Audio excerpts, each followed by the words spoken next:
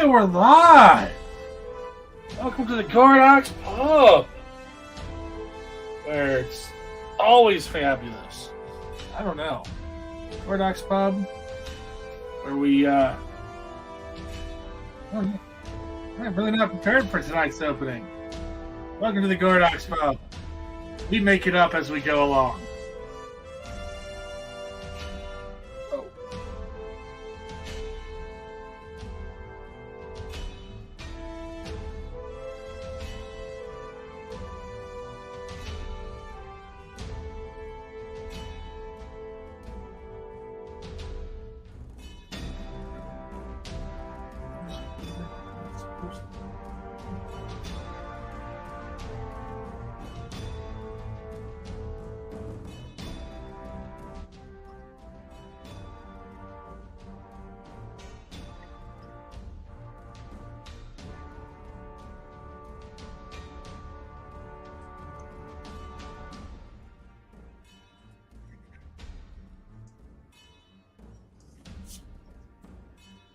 What's it?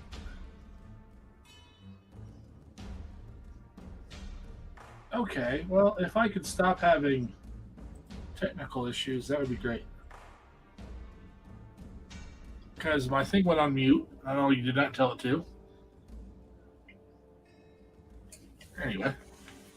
So if you said something, I have no idea. I'm sitting there looking at, like, why is nothing making noise? I could hear music, though, so... No, I can't hear music. Oh, wait. No, I can.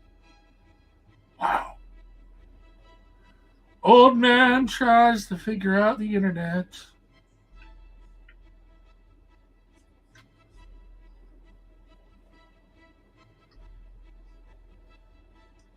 Did you have a good Memorial Day?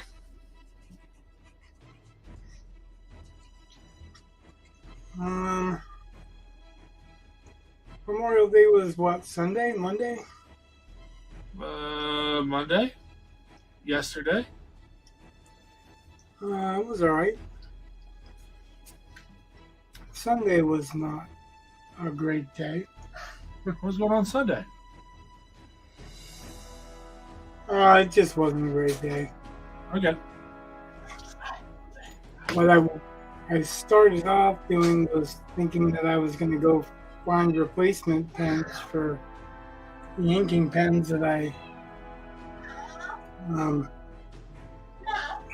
ran out of pretty much. I used most of them up, and I was kind of scraping bottom if you were watching. And I went to Portland. Well, actually, I went to a couple of places, and all I could find was these, and they're not bad. These are the Micron PMs. Yeah. Which are all right. That's not my choice preference, but it's close. And none of the places I checked really had what I was looking for. Went to an art store and didn't even have what I was looking for. And I'm like, really? I can find it at Walmart normally, you know? Huh. Thing is, the neighbor didn't want to go to Walmart because she doesn't like Walmart. She used to work there. Now she can't stand it. When she worked there, though, she practically lived there, and that's okay. That might be why she can't stand it now. Yeah, well, you know, the rest of us have to live our lives, too. I know.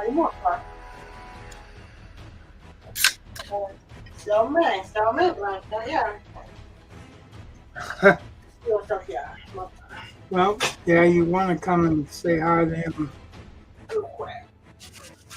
Because he can't hear you over there.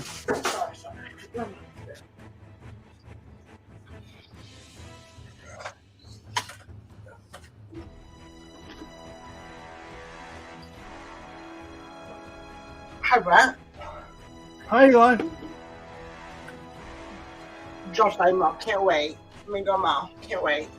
For that? Wait. He's got this thing where he doesn't want to go to school. I know, Brett. Tell you that. I know. He's telling you in advance. You don't know why. He just doesn't want to go to school. Oh, well. Come on. Oh well, fine. Okay. Hold on. Except for you probably going to end up going to school. Yeah, go over soon. Yeah, well, if you listen to your mom, tomorrow morning soon. Wow.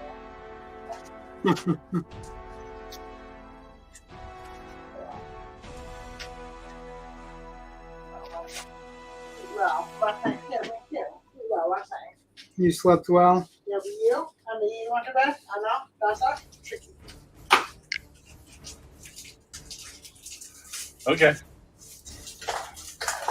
Don't even worry about it because I don't even know what he said. Okay, good. Something about me and going to bed what time and it's tricky. Well, I got the part where it's tricky. Well, Yeah. I didn't get any of it really. Doesn't make sense to me. No. you should know. Right.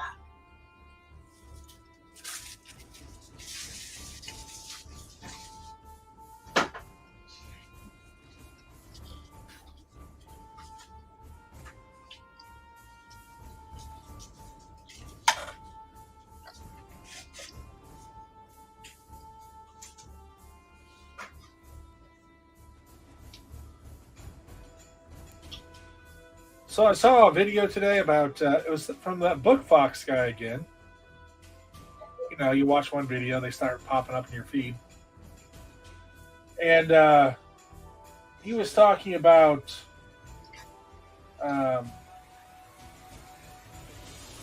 basically story theft, and he had a couple different examples of what to do and whatnot.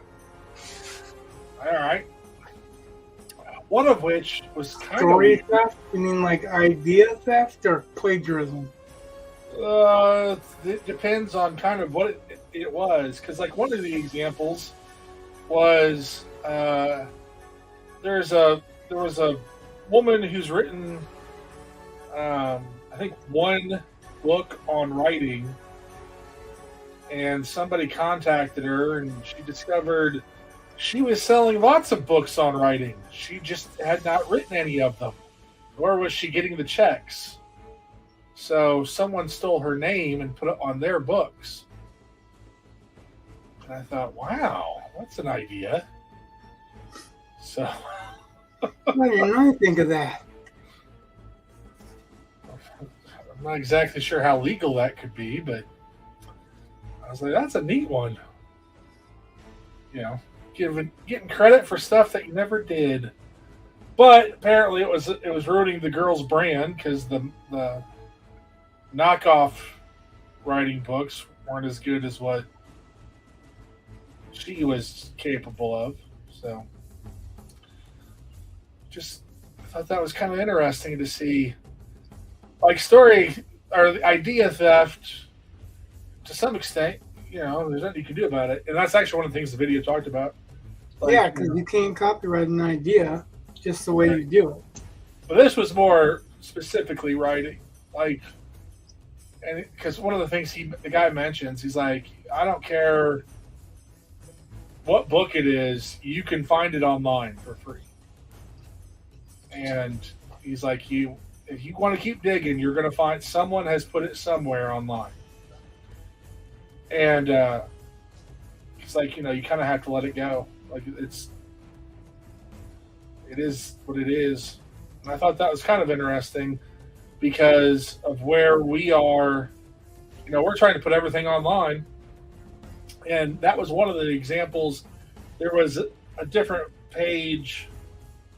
I forget what it was called. But basically you could put kind of like, like cereals almost. Like, you know, you'd put up a little bit of your, as you got part of your novel done, you'd post it or whatever, right? And for some reason, That's what I'm doing with Jesse with that short story. but this person got an entire novel up on whatever the webpage was, and then they didn't put it on Amazon, and then when they tried to put it on Amazon, discovered that it was already on Amazon. kind of weird. But all of it was stuff that I basically, I guess, I already knew. I mean, it's one of those things where you're trying to avoid. You don't want your stuff stolen, but there's not a lot you can do about some of it. So it's kind of like I think about Napster and how Lars Ulrich still gets crap for when he was fighting with Napster. Metallica just ended up looking like. Well, it wasn't him fighting with Napster. It was that he sued everybody who shared music illegally on Napster. But the thing is, Metallica made their bones by sharing tapes illegally on the underground. So when they started suing them on Napster, it was like, oh, so now that you made it big, it's wrong, but it was all right when you weren't big, So it's a little bit different with them in particular, because that's kind of how they broke into the business, is by sharing stuff underground.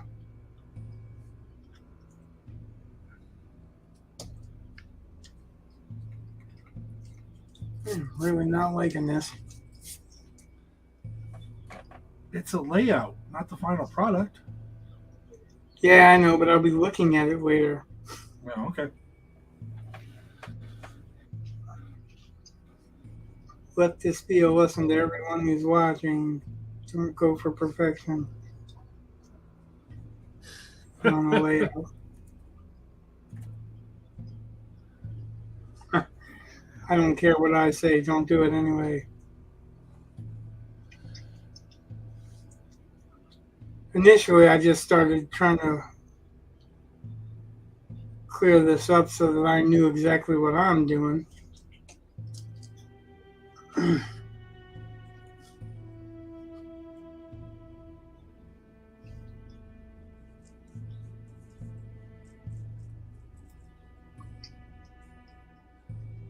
Saw a video from Brandon Sanderson and Timothy Hickson,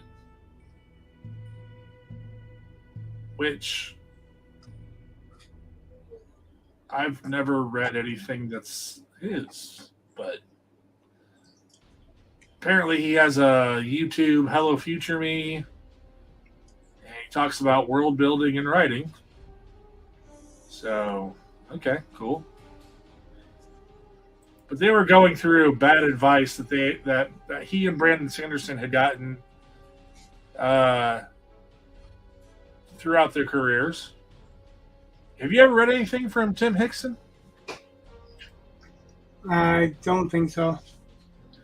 All right. Anyway, so Very Korea does that too. it was kind of funny because some of the stuff, like a lot of the stuff I've heard, like show don't tell and write what you know. It was kind of interesting because I guess I've heard one side of this, but I've never heard. I don't know if I've never heard, but I've heard one side of this more often than the other. I have heard and read and seen people who say that, for a dialogue tag, just use the word said. That's it, right? Yep. And this was talking about. Recommends that too. This was talking about, I guess, both sides of this, but they had been told not to use the word said. I was like, what? And, because you don't want to have the same word over and over and over again. Yep.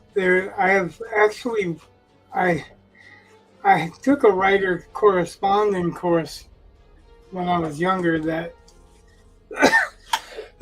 said exactly that, vary it. Make sure that it's not the same every time and all this other stuff. And Orson Scott Card was saying, don't do that because you want to make said as invisible as you can. Right. and really you're just trying to make sure it's clear and obvious who said what. Now, Tim Hickson and Brandon Sanderson went into there.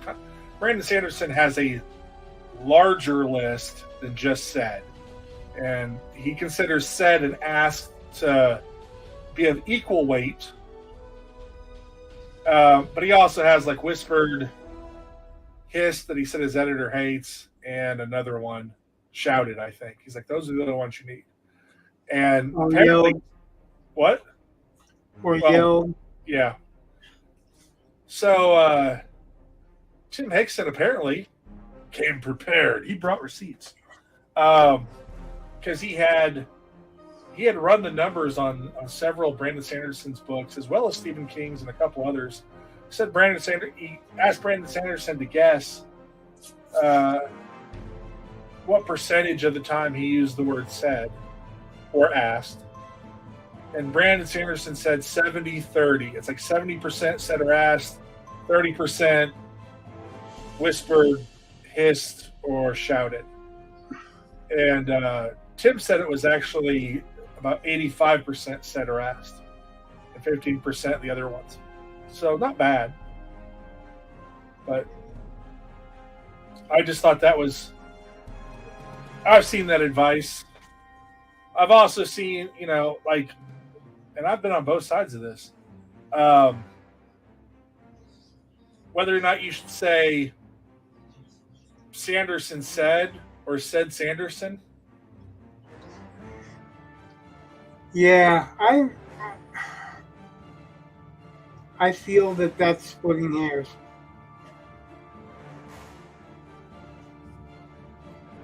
I've seen argument with it.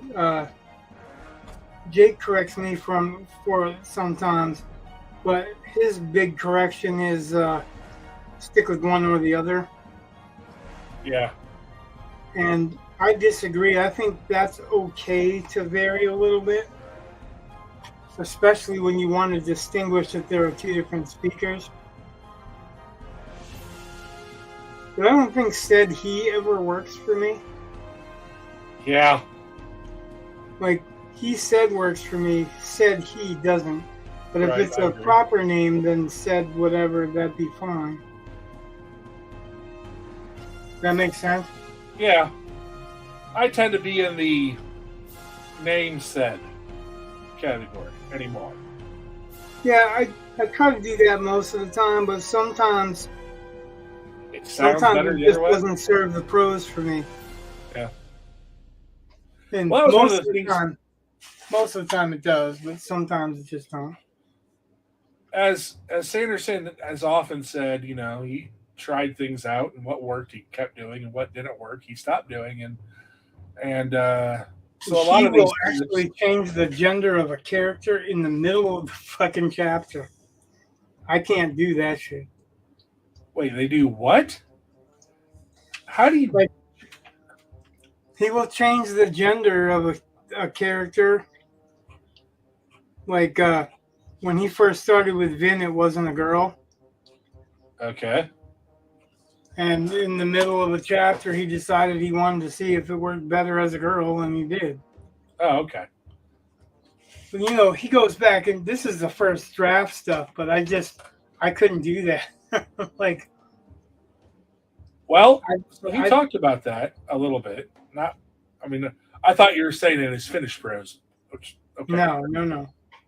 In the revision. So one of the pieces of advice that they both had gotten, and Sanderson attributes this to Heinlein, the never revise piece of advice. And he's like, Yeah, but that's when you're finished with your polished version. well, it's one of the things that they were talking about with a lot of this gets repeated and truncated, and it morphs into something that it probably wasn't really meant to be.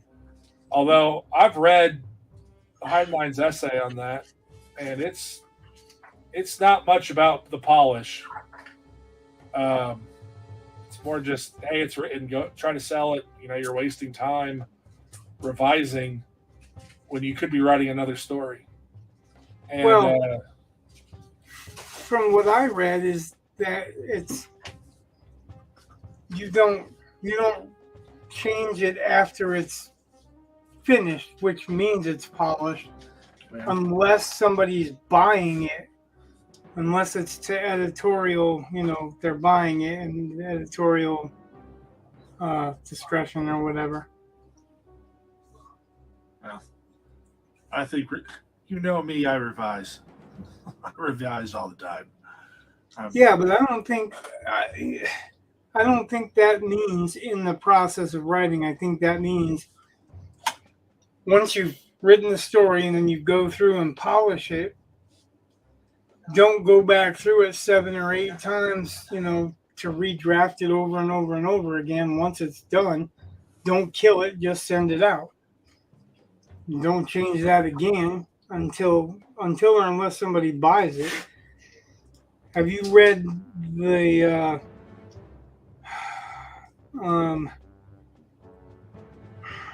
Robert J. Sawyer? Nope. He has Heinlein's rules on his site. Okay. But he does a more, I don't want to say explicit, but he does more defined, I guess, more defined version. Okay. Where he's talking about just that. It's I don't know, because a lot of these people that you read, like Sawyer and other ones, first of all, they have their own opinionated methods. Right. But also, they're telling us what people that are long dead mean. And I don't know if it's true that they mean that and, they were there to witness that description or whatever, or if they just made that shit up afterwards, trying to support their way of thinking of it. You know what I mean? I'm struggling right now trying to be clear about what I'm saying, but. Well, I think a lot of them feel like they have to know what they did, and half the time they get done and they don't really know what they did. And they have to try to rationalize it afterward. You're kind of romanticizing it too, and it's also one of those things where, I like the Neil Gaiman quote about the second draft just to make it look like you knew what you were doing, and which I think is a pretty good piece of advice. Although I don't know if it's the second draft, but it's definitely a draft in there because. But Neil Gaiman's also fake it till you make it. Well, okay. I'm just saying, like if you want to get technical, what he's doing, he's changed a lot over time. The advice that he was given or what he had done is not the same thing as what he's advising people these days.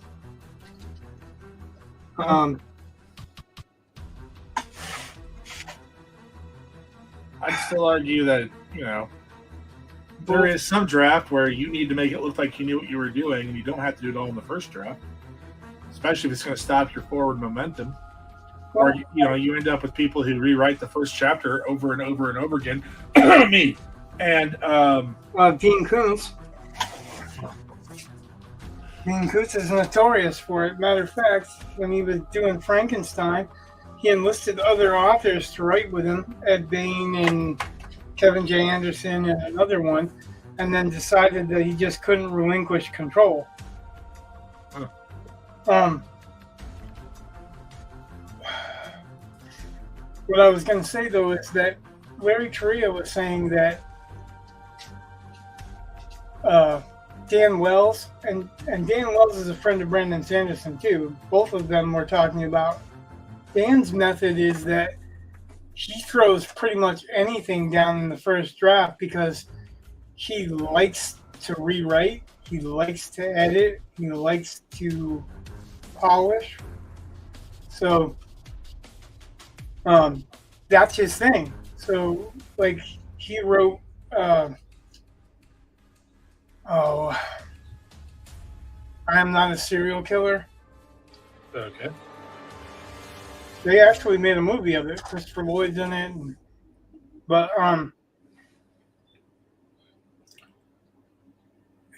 he wrote them. They're basically horror mixed with manga, Okay. written as kind of a fantasy novel. Okay. And it's his joy of it's he likes to have pretty much like a lump of clay that's formed and then just go back in and detail it and detail and detail it. I like to have something a little bit more structured in my thinking when I start, if I can. If I can, I want to know who this story's about, what their goal is, whether or not I'm going to give them their goal, what the thing that they're going to sacrifice, the biggest thing they're going to sacrifice to get it, who the opposition is, and what happens if they don't get it. Like that's like the very least amount of structure I like to have. You know what I mean? Yeah. Like when I wrote my Snorgy story, that was it. That was basically my outline. And I knew I was wanting to write a story about the people that normally aren't getting written about. I wanted to write All Quiet on the Western Front, or the Road Back Home,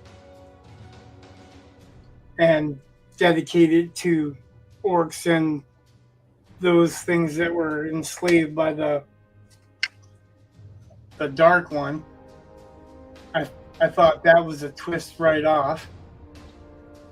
I like the idea of making them afraid of water. So because they had this extreme fear of water and think water is trying to murder them, then I knew what the biggest thing he would have to overcome was.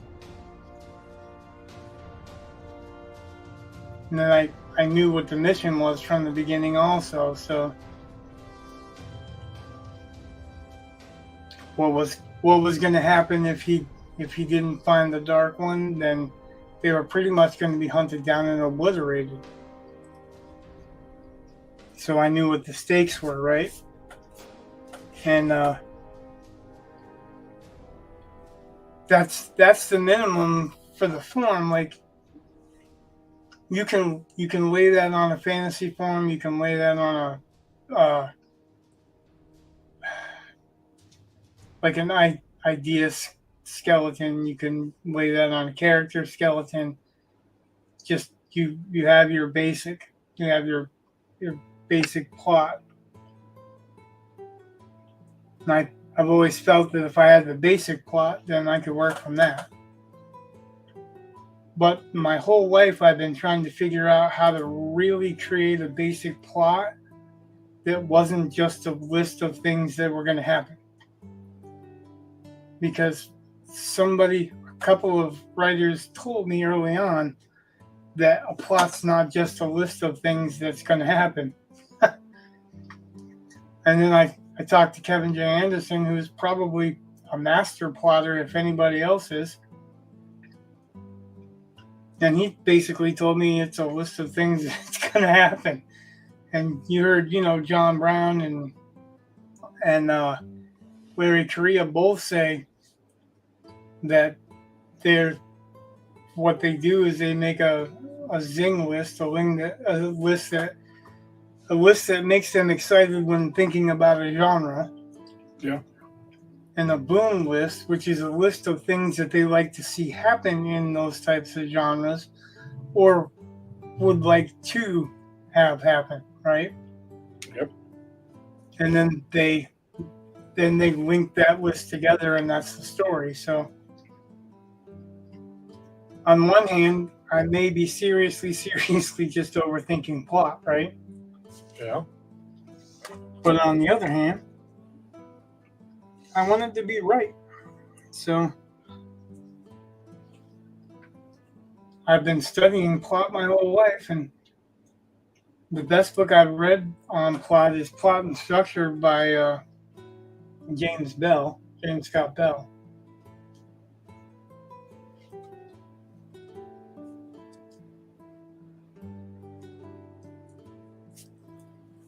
That's my advice on plot wise, but that's where I go before I write, right?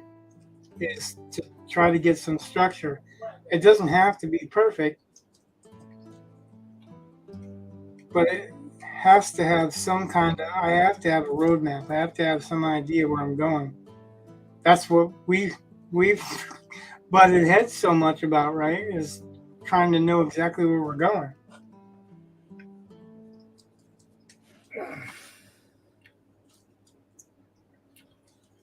I don't think that you feel that you need to know exactly where you're going as much as I feel like I really want to know where I'm going especially when I'm working with somebody else. I think that's just different levels. Like the guy that I've been writing with, I haven't really gotten anything done for Sunday because I haven't been able to talk to him. So I'm seeing things that he's written that I had no clue were in the plans. But now I'm seeing and I'm going, well, how does that work? You know, like we talked about the magic system being one of kind of leveling up, like as you gain experience using something, you get a more powerful spell with it. You know what I mean? Yeah. But I'm reading ahead, and the protagonist literally every time he needs a magic spell or wants a magic spell or whatever, not even once sometimes, bang, there is one. Like, he doesn't have to earn anything. He just grabs a ring, and all of a sudden he's built like Schwarzenegger. He's a 12-year-old kid. Been bullied his whole life, right? Yeah. That's not a common trope either, right? Okay. You say so. Well, you know, so here's a lesson for those kids watching. And me and Brett have not talked about this ahead of time. Okay. What is the number one trope that gets used in fantasy? Oh, if I had to guess, it would be the it's the royal child who isn't being raised as a royal person, who has to grow up and become, king or whatever. Oh, I guess that's not the one that I was thinking of. What were you thinking of? That's the hero's journey. The chosen one. Oh, well, that's part of it. No, the chosen one. That's the biggest fucking cliche. Yeah. That's like starting science fiction with, and then you woke up. Right? Yeah. But, yeah, so I'm 10 chapters into the rewrite, and then all of a sudden I see he can do some magic thing because he's the chosen one. And I'm like, oh, really? Now he's the chosen one. And I can't talk to the guy about it because he hasn't been answering me. So I guess he's busy doing what he does, but busy doing what he does doesn't help me get this collaboration finished. And I was talking to Jake about it, and I think you were gone because like Sunday you posted and kind of weren't there. I didn't get there till like 10. Right, and I didn't have anything written because I wasn't able to talk to this guy and clarify some stuff. because I had literally backed a lot of stuff off in the characters, and I'm trying to build up that feeling of level up.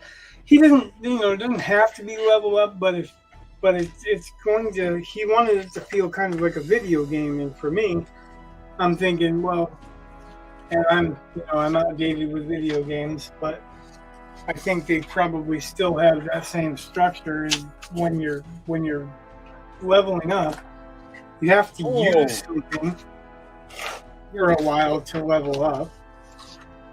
I mean, yes, you could run around and pick up a new spell, but you can only carry so much on you, right? All right. And I guess I could work some of this stuff in, but I was like, if this kid gets everything right away, and by chapter 10 he's facing and fighting the bad guys off, then what's left for him, right? Yeah, plus that just sounds like wish fulfillment. It does, but again, when he started writing this for kids, right? So, yeah, but doesn't mean they need wish fulfillment. Oh yeah, I mean they kind of do. Like I said, his first version reads a lot like a cartoon. So.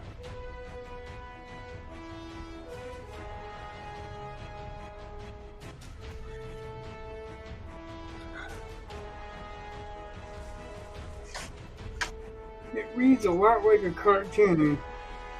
The bad guy is like the strong bad guy is really dumb, and the leader of the bad guys has to tell him not to be nice because he's that dumb, even though he's the big strong meanie.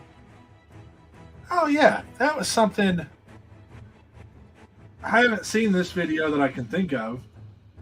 I may have to look up. I mean, I guess I can go research it more, but Sanderson was talking about his class that he teaches, and they were talking about the advice that you should make your protagonist likable,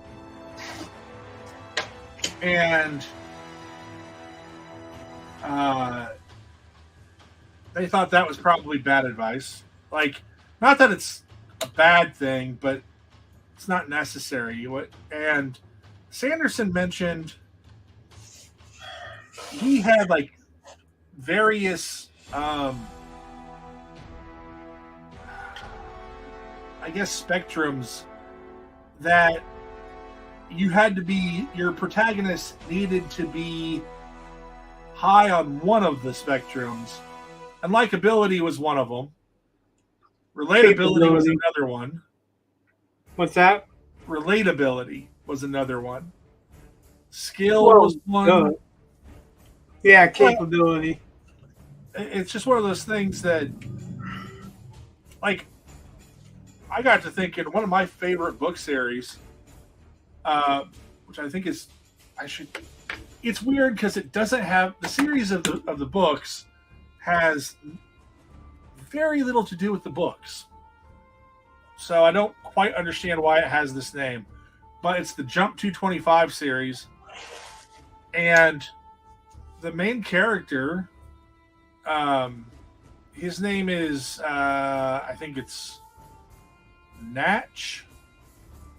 I suppose I could look it up.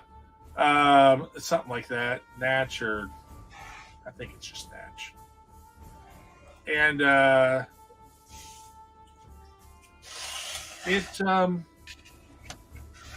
the main character is not a nice guy. Like, he's kind of a jerk. But he's interesting. Like, and that was another thing. They said, a lot of people end up, they find the villain more interesting, or how like the main character seems to never be anyone's favorite. It's always a different character. A lot of times the villain. And they said, well, that's because villains are proactive. They tend to be flawed, which makes them more interesting. So like they were kind of going through all the things that people do for good villains, and they're like, a lot of this needs to be done for your protagonist too. So is it interesting? But that idea that you don't have to have a likable character, you just have to have someone interesting, and that your villain tends to be interesting. In fact, we tend to focus on villains. I thought that was a pretty good insight.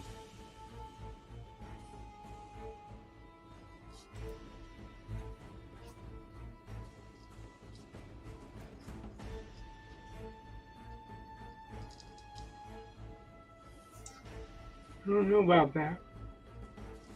What, that you think that they should be likable? Well, if I don't like a protagonist, I'm not going to read them very long.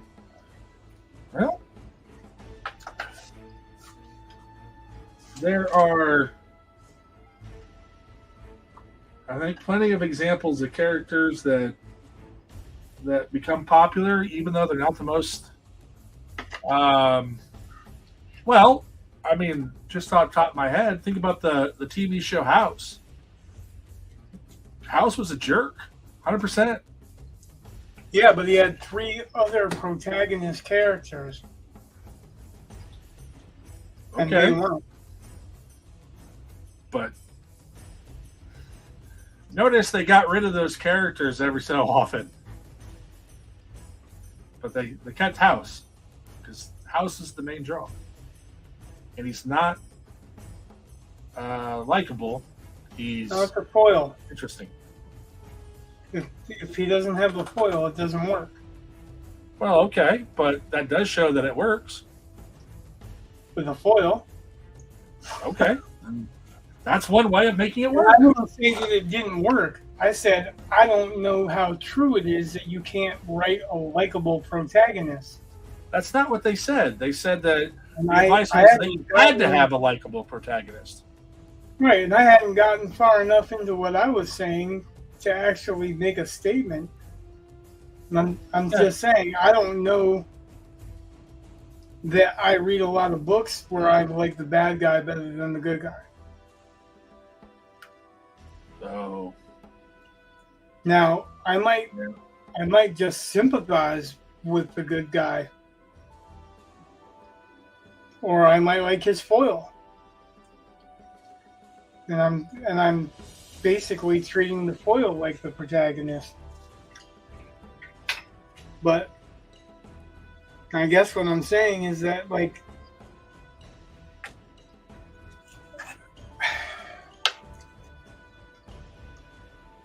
you can, like, there's a lot of the books that I read, I do like the protagonist, and David Farland was talking about that. Like, if you're writing fantasy, you need to be hitting the beats that either have that sense of awe or sense I wish I could do that. And when you read a protagonist that is downtrodden and you're already rooting for them, and then they get the ability to do something that you also wish you could do, then you are living vicariously through them. I don't think that you want to see them, fail because of it. Oh, let's see.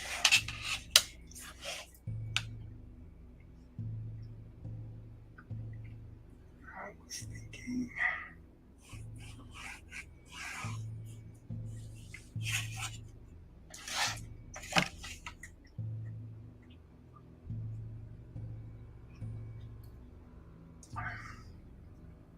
Anyway, I'm not trying to start a fight or whatever. I'm just saying I don't think you are. that We're having a discussion, and it's all good. I don't think that, yeah, like, so maybe what you're saying that I wasn't seeing is that there's not necessarily a rule to how you write your protagonist.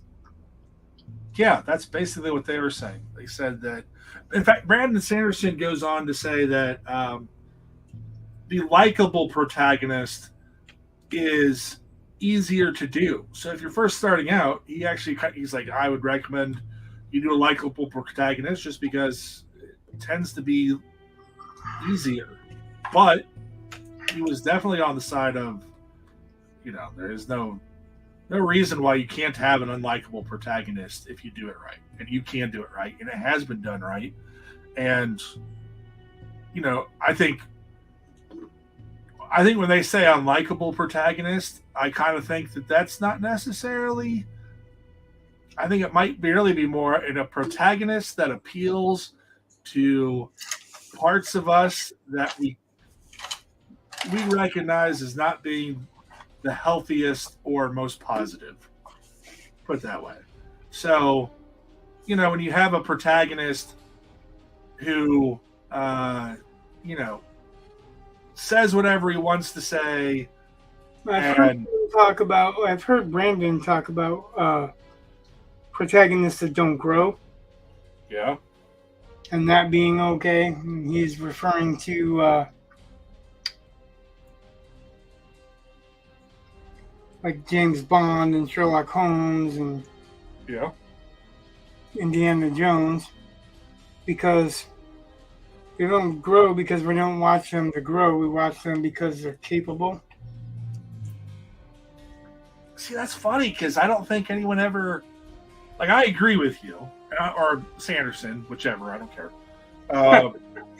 I'm just stating what he did. I agreed with him also. So, but it's funny that, like, I've seen several versions of like Sherlock Holmes where they want to make him a character who grows, and right, and they'll make him like drug addict, or like they're focusing on his use of morphine or whatever. But at the time, in those days, that wasn't a bad thing. That was pretty common. And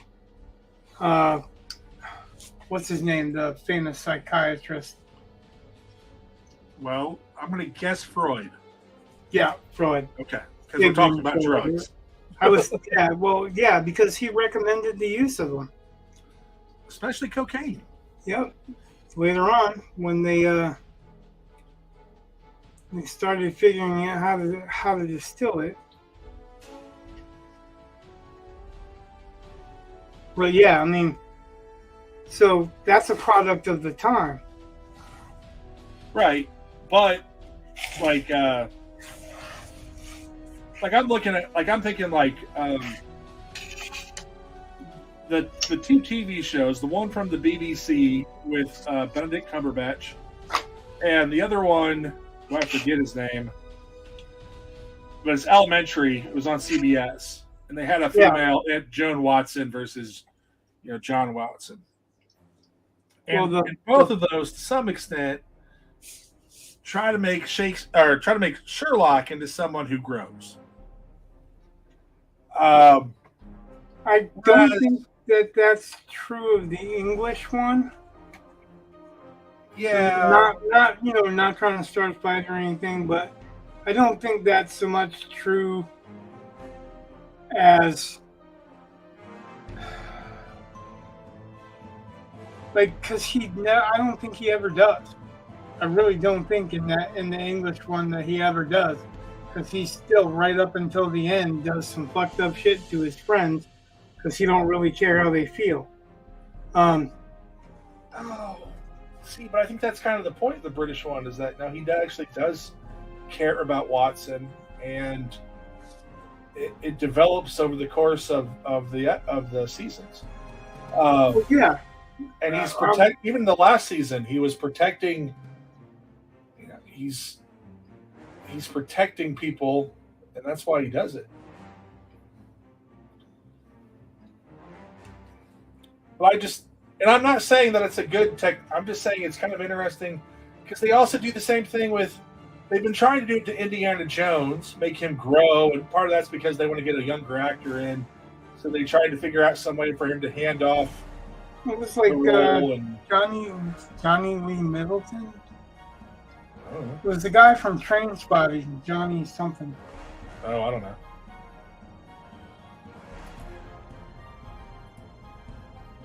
But it never worked with Indiana Jones at all, I don't think.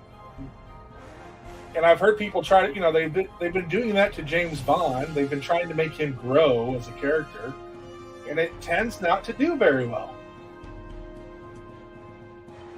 And I wonder if that's why. Like they're messing with the recipe that people want. So they want a character that does not grow. It's not about that. You can have other people grow. I don't know. Something to think about. Something to. Johnny Lee Miller. Okay. That was Sherlock Holmes. He was in Train Spotting. Was that Pretty the guy sure. from Elementary? Yep. Okay.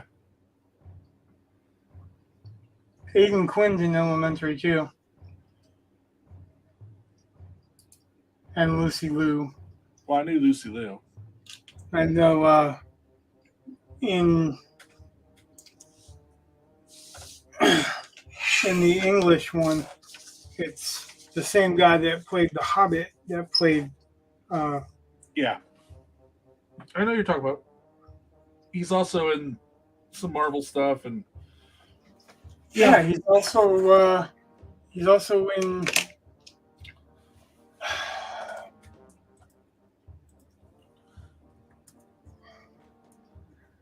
Where Life, the Universe, and Everything comes from. oh, he is. Oh yeah, he was in Hitchhiker's Guide to the Galaxy, wasn't he? Yeah, he was the main character.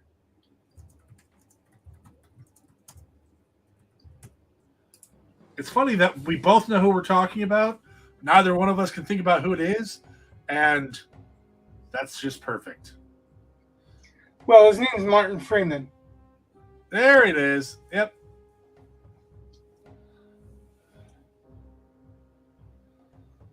Yeah, he was in The Hobbit. He was in He's in all kinds of stuff. Argo.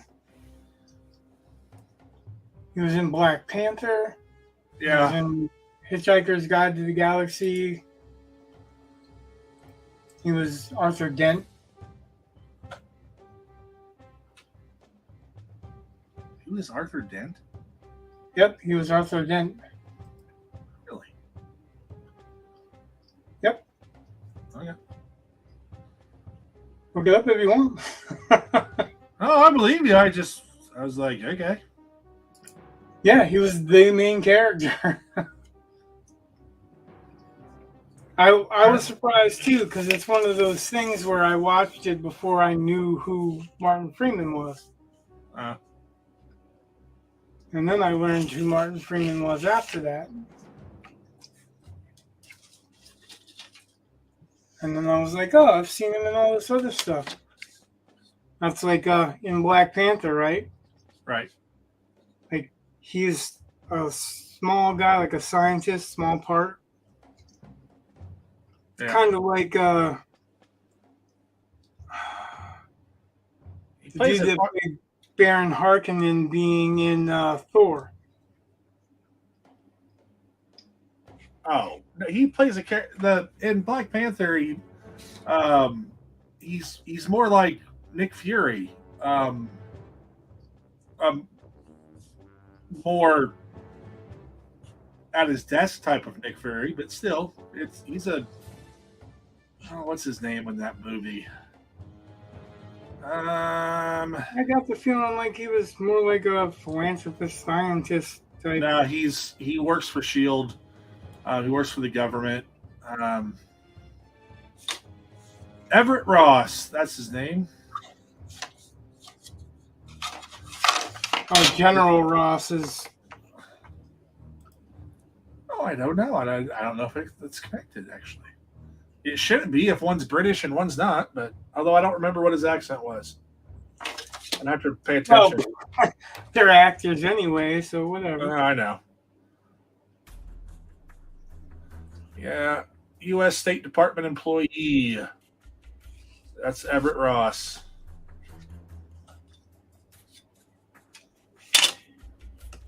Yep. Anyway. Yeah, I like the way that he plays. He's like, we talk about the guy who's playing the new Spider-Man. Yeah. The fuck's his name? All of a sudden, I'm at a loss for names. Yeah. Why do you keep doing that to me?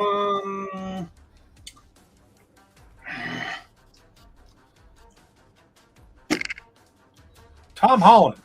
Yeah, Tom Holland, who's going to be playing Michael J. Fox's part in the new Back to the Future, or not Michael J. Fox's part, but Marty. Well, I don't know if he's playing Marty, but he's playing the kid who takes the time machine. Yeah, okay. We were talking about whether or not we knew who that was. Man, I like the casting for that, but man, that's just not exactly sure how you make that better. And I don't know if they're trying to make it better. I think, like I said, they're trying to make it a sequel where it's Marty's kid. And then we were talking about maybe it's Doc's kids. yeah, could be.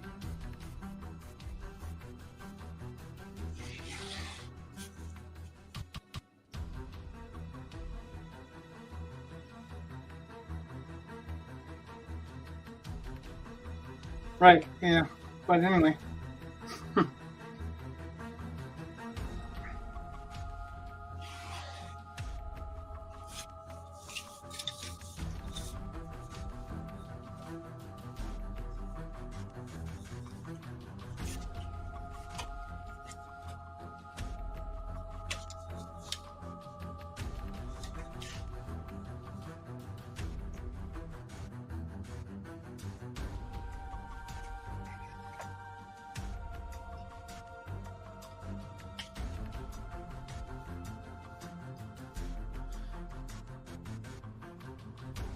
So I was on YouTube. Not YouTube. I was on Facebook, scrolling through, and you get random suggestions and whatnot. And there was some couple comic writers or comic artist type things, and I should have saved it. The guy's like, "I drew this on Marvel comic paper." I'm like, "Okay, What? didn't realize that Marvel had. Do they have their own paper, or is it just a template?" Every company has their own paper. Oh, okay. Marvel comic paper is, some people like it, some people don't like it. When Image first started, they had some pretty awesome paper. Everybody was loving them. Yeah. Some of those guys actually saved that paper. Okay. I know they liked the DC paper too for a while, but it just depends on if they keep up with who they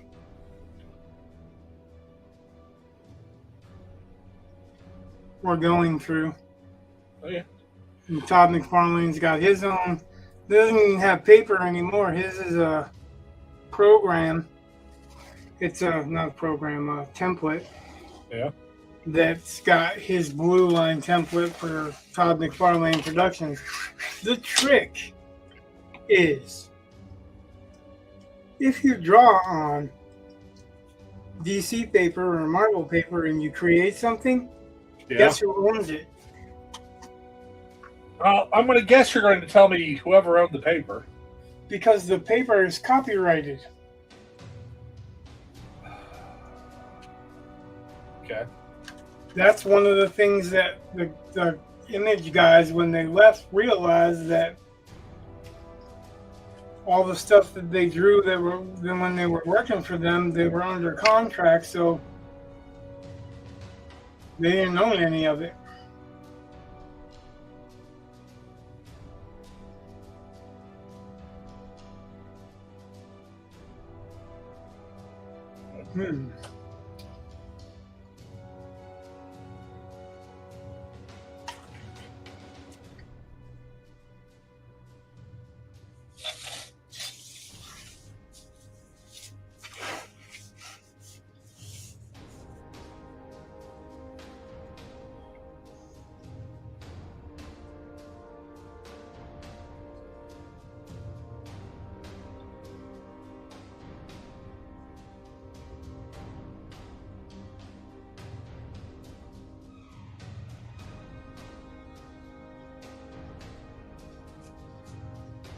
So I set myself up this goal to write 1 page a day, right? And that's my bare minimum for my novel. And first week I did 10 pages. Second week I did 10 pages. So I think I'm on track to do 10 pages again this week. Because although it's Google Docs, so I don't know if it's really 10 pages, which I still don't understand where my settings are off. You know what I mean? Because it was like a page and a half that Word just took off, and I'm like, what did you do? But anyway, but it's kind of funny because, technically, after 3 weeks, I should have 21 pages, and I'm on 27 right now. Like I'm about halfway on page 27, and because tomorrow's Wednesday, I'm like, oh God, I'm behind. I'm like, you're not. I'm not behind. I'm right where I should be, I suppose. But I guess for some reason this summer, more than any other summer, I'm terrified about not getting the work done. Like, I feel like I have to get it done this summer.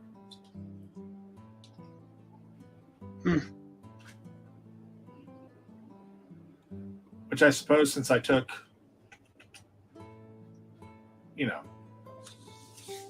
all of May off. I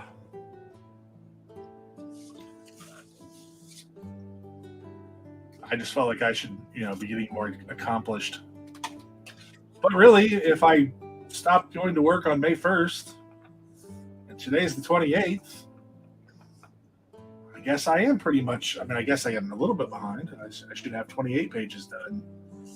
If that was the case, I should have set that goal up until later. So I guess I'm getting caught up. Maybe that's why I feel behind. Just lost a viewer. Like, yeah, boring writer crap. Oh.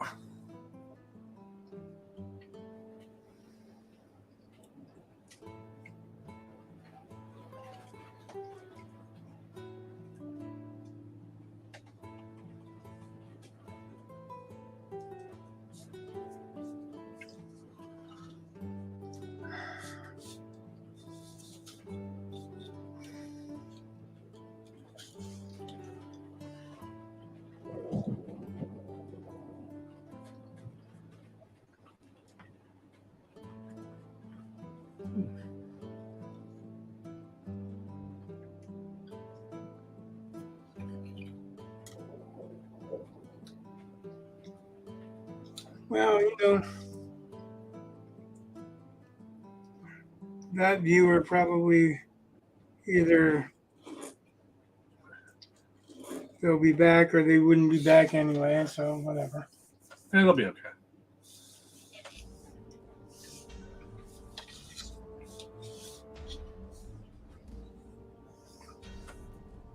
You're capped at 2 different things to stream on, right? What? That's the tier of StreamYard that you use is capped at 2 different places to stream it to, right? 3, I think. Oh, 3.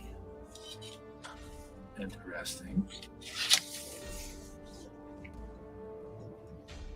Pretty much don't use 3 because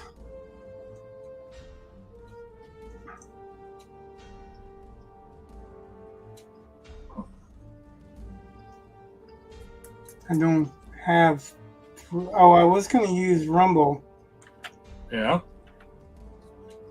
But you got to do some stuff to get on Rumble. You got to do a video and like a short video or whatever. And I kind of really don't understand what the requirements are. So.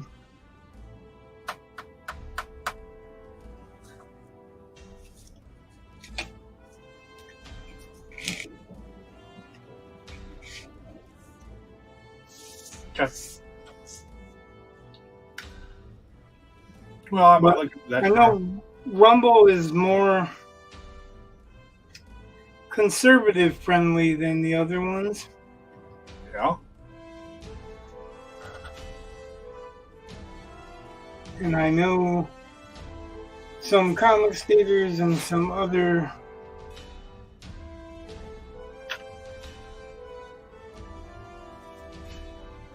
streamers that do.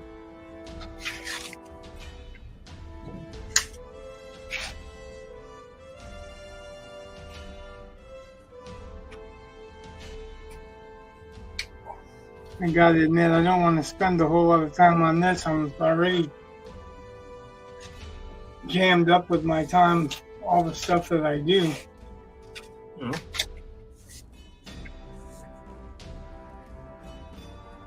So I don't spend as much time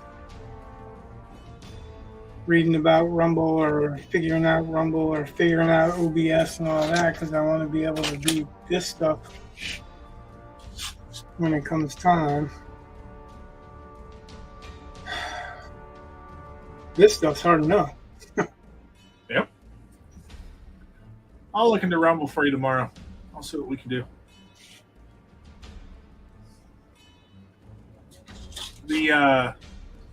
There's a guy I started following because I was looking at,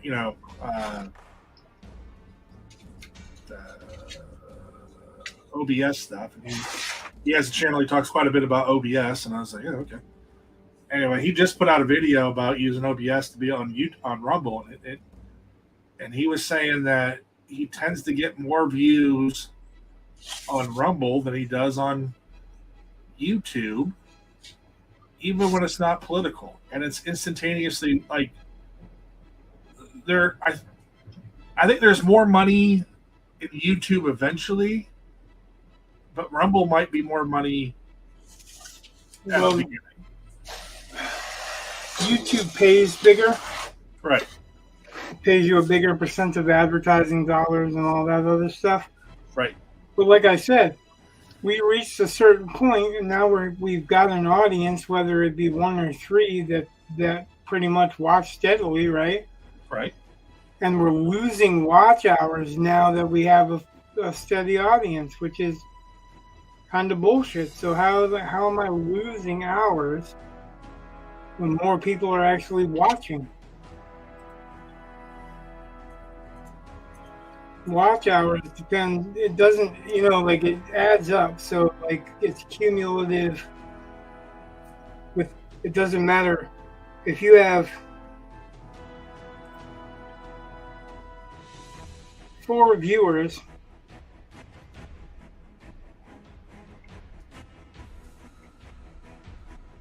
And those 4 viewers watch for an hour, that's 4 watch hours. If one watches for a half an hour, one watches for a half an hour, one watches for 15 minutes, and one watches for an hour, that's 2 hours and 15 minutes watch hours, right? Yeah. Well, that's the way it's supposed to be, but I know for a fact we have at least one viewer watching the whole time, right? Yeah, normally. Uh-huh. And our watch hours shouldn't be able to drop after that, because we should be adding at least 3 hours every single time, right? What do you think? Right. So that, to me, suspect is all hell. Well, again, that's why diversification. You might want to look at, not saying we're leaving YouTube or anything, just might be another place to look at. Right, and that's why I wanted to do Rumble, because like I know of at least two people that I followed that go from YouTube exclusively to Rumble after a certain time. Like they'll stream for an hour with both, and then Go to YouTube or Rumble. Rumble. Right, they'll they'll make the jump to Rumble or whatever. So, Which it's kind of funny definitely because not opposed to it at all. I've seen, one of the channels I watch on locals, they do that. They'll stream for a while on YouTube, Twitch, and I think it's Twitch and Rumble, and then they go exclusively to Rumble. And the only thing I wonder about, and they do that because that way they can talk about more things. Okay. Yeah, because they're not going to be banned for talking politically or have their watch hours cut, their memberships cut. Because that's all happened with YouTube, where a following has been cut by thousands of people, which basically means that there are less super chats, less membership income coming in because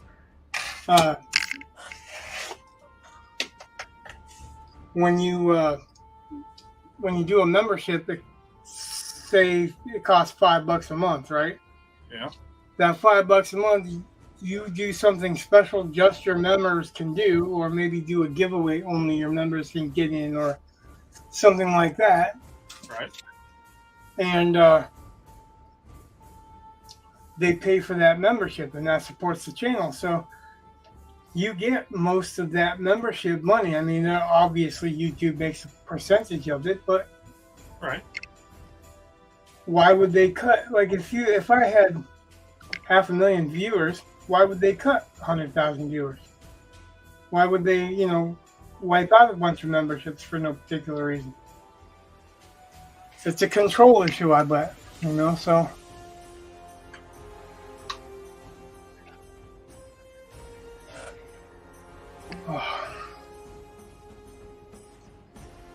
All that just to get this breakdown. So this is kind of the breakdown I was imagining. This box is a little smaller than what I wanted.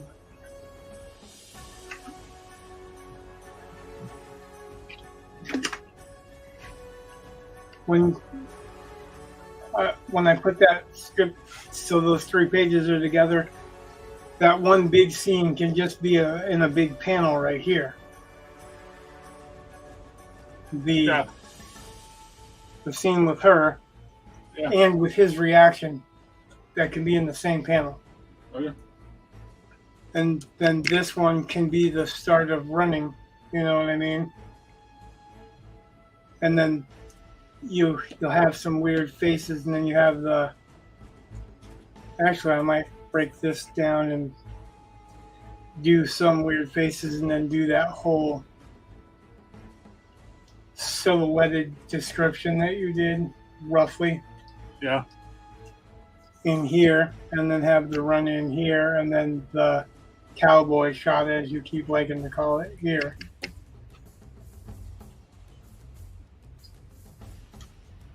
When did you start your channel? When did I start my channel? The reason why I ask is because, according to this random comment, the videos can generate new watch time, but it's based on the last 365 days. If you hit 366 day, one drops off. But you are likely getting more watch time on videos a year later than on day one. Right. But so if some of that stuff would, because you've got to be coming up on a year. It says we have 5,000 views, so. Oh yeah, we're past a year. Yeah. Let me see.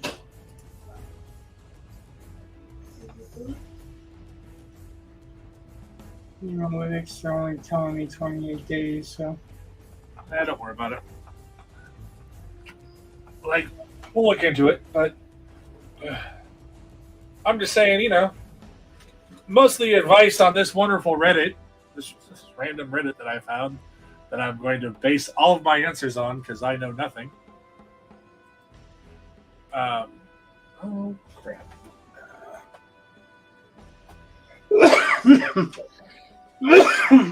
Sorry about that. You're fine. Yeah, we're down from almost 700 watch hours to almost 500 watch hours. It's ridiculous.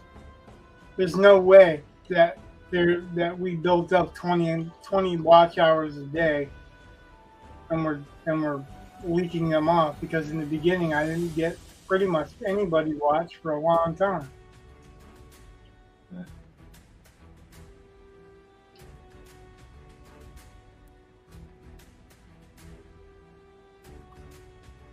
That's why I'm really not worried about. Let's see if I can find what the date of my first one was. We have 177 videos. You should, I'll look it up. Huh? You should be drawing. So I said I will look it up for you. How can you look it up for me? Because I'm pretty sure I can go to your channel and see when the first stream was.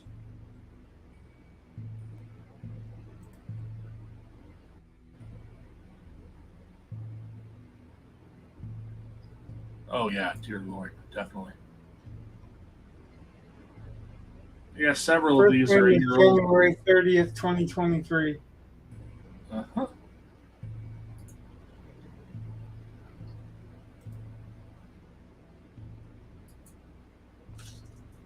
All right. Yeah.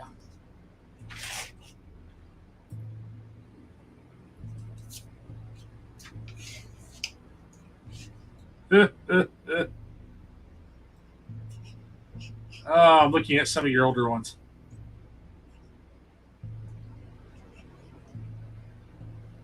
Oh, how times change.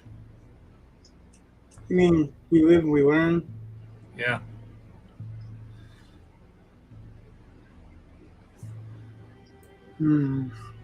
Back with Joe.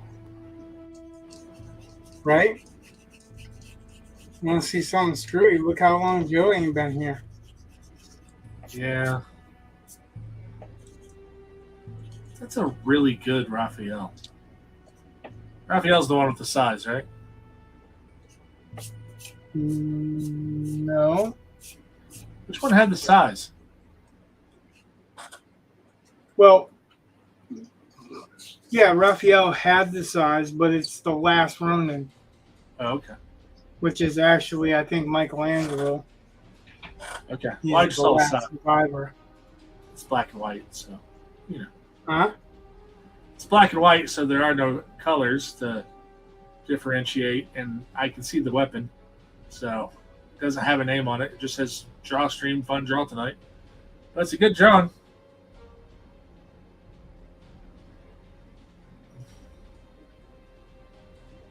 So, yep. Just some of the stuff that you've done. There's a lot of stuff on here.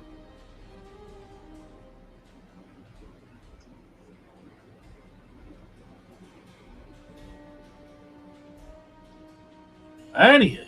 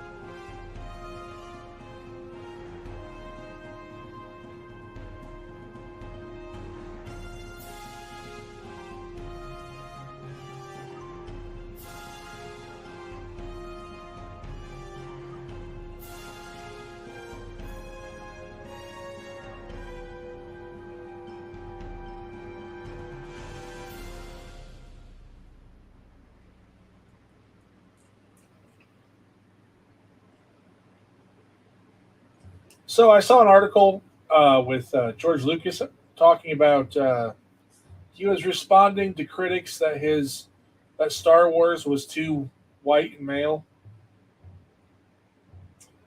to which he said most of the characters in the film are aliens. And I thought about that for a little bit. A, because the idea that Princess Leia isn't a badass character is kind of ridiculous. Like you're kind of cherry picking what you're focusing on. But for the most part, while each of the alien races tends to have its own planet, you'll still find plenty of different races on that planet. Like, and there are plenty of planets that just have like all kinds of aliens and stuff living and working together. So you have some of the most diverse settings. And yeah, he's not getting, this idea that it's all white men. It's like the Empire was like that for the most part. The Empire's about. Well, there could be a whole shitload of Chicano troopers and. Well, they did say that they tend to be speciesist. They tended to like humans more than anything else, and as it became more modern, they started having more. That's the other thing I think is kind of funny. The Empire, we see the military aspect of it, and in 1977, that's kind of what I was saying. Like all those stormtroopers, you don't see their faces, you don't know what their ethnicity is. Right, but they said, I mean, it's in some of the literature about how, at the very least, they are speciesist. They tended to prefer humans over other races or other species. So I'm like, me too. Well, I've always thought, that thing where I like dogs more. where Jabba the Hutt has Princess Leia in that slave bikini outfit, while every man my age appreciates that look, it never made sense. Like, why would a big giant worm thing find a human being attractive? Doesn't make any sense. Most of his court, all the dancers and stuff, basically had human forms. They may have had different shaped heads, but and none of those. Maybe that was an attractive form, and maybe it wasn't about Jabba finding her attractive as much as about taunting Han Solo. It could be. Because when she's Slave Leia is when Han Solo is out of the carbonite. Right. And she isn't until then because she's disguised as something else. Right. So there's no definitive he's attracted to women and sleazy outfits or whatever. But if you wanted to torture Han Solo, and you knew he liked her, and you knew he liked her because when he was frozen in carbonite, they made a big deal about kissing and saying "I love you," That's and true. Boba Fett would have noticed that. then that could be an entirely different reason for her wearing that slave outfit than just a worm being attracted to a human. That would make more sense.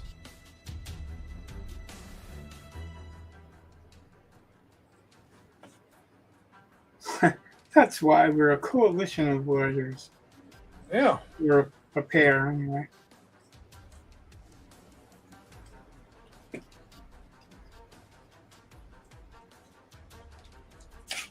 I just think a lot of that stuff, you just, after a while, it's like, well, if you insist on finding something wrong, you will find it. I guarantee. It's the cinema sins view. No movie is without sin. No book is without sin. All right. Well, for me, here's the deal. Too late. Yeah. I already liked it. You can't make me unlike it now. Like, they're not going back and saying, "Oh, Ben Kenobi was gay and he was really, trying some pedophilia shit with Luke. He's like, use the Force and touch me here." So, that might do the trick, but that's that changes that scene. What's that? That scene on the Death Star. That guy is not being choked by Darth Vader. The guy that says, the Force is insignificant compared to the power of the Death Star. He's not being choked. It's just that right. That's Darth Vader's doing a little enjoyable. Yeah. Kind of retcons he's being that. choked, but not where you think he's being choked. Changes that whole scene. Right. But I saw they were making. It's like Barbarella. Like you piss him off, and he gives you an orgasm in the cockpit. In the AT-AT, you failed me. Oh God. But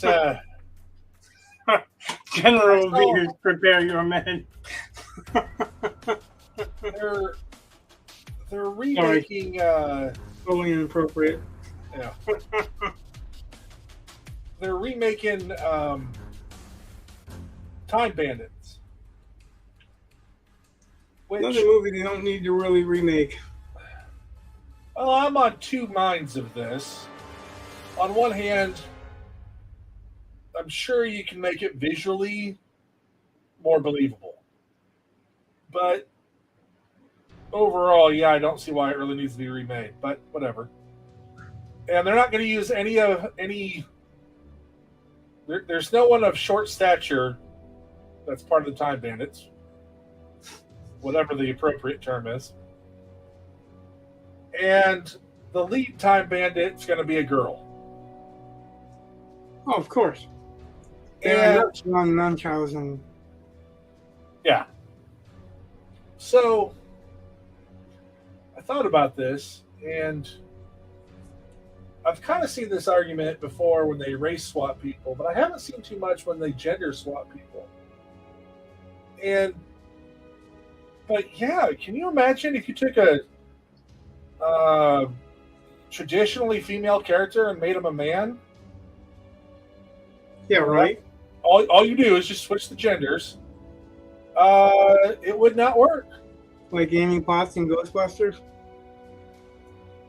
What about her in Ghostbusters? That was Chris Hemsworth in the all-female. Yeah, that was terrible. I mean, it was kind of entertaining, but not. It was just not. That was just not.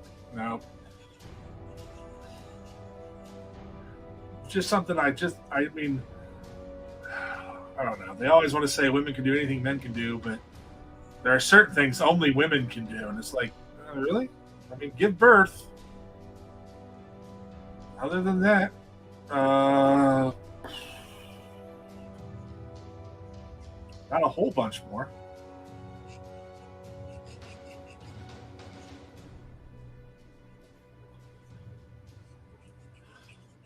whatever. I guess they're gonna. And it's Taiki, whatever. The guy that did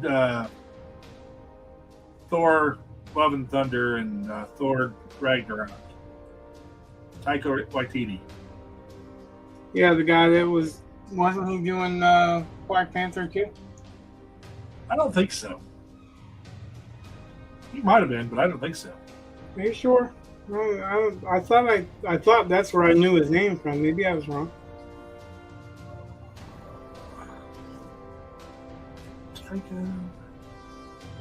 He's made good films. In fact, I think you can look at Thor Ragnarok and compare that to Thor Love and Thunder, and it's like Ragnarok's better. Oh well, yeah, but if you have to compare it to Thor: Love and Thunder to be good, that ain't saying shit. I'm simply saying it shows that he can do a good job, but he can also Or he can do a better job than that. Okay. So I've also seen he did. Oh God, what was the thing that? Oh, I can't believe I can't. Jojo Rabbit, which I love that movie. I think it's great. Highly recommend. If you've never seen Jojo Rabbit, it is, to me, just fantastic. There was a moment in the theater when we were watching Jojo Rabbit where everyone just like everyone was legitimately shocked, and yet like it wasn't like some like jump scare, and it wasn't out of left field or anything. It was all stuff. It was like, oh yeah, that makes sense. But no, I want to correct. Anyway,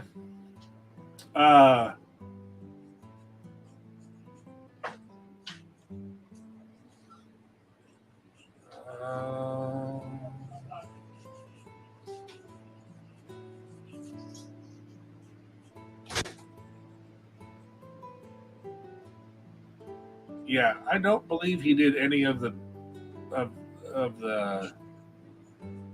Black Panther ones.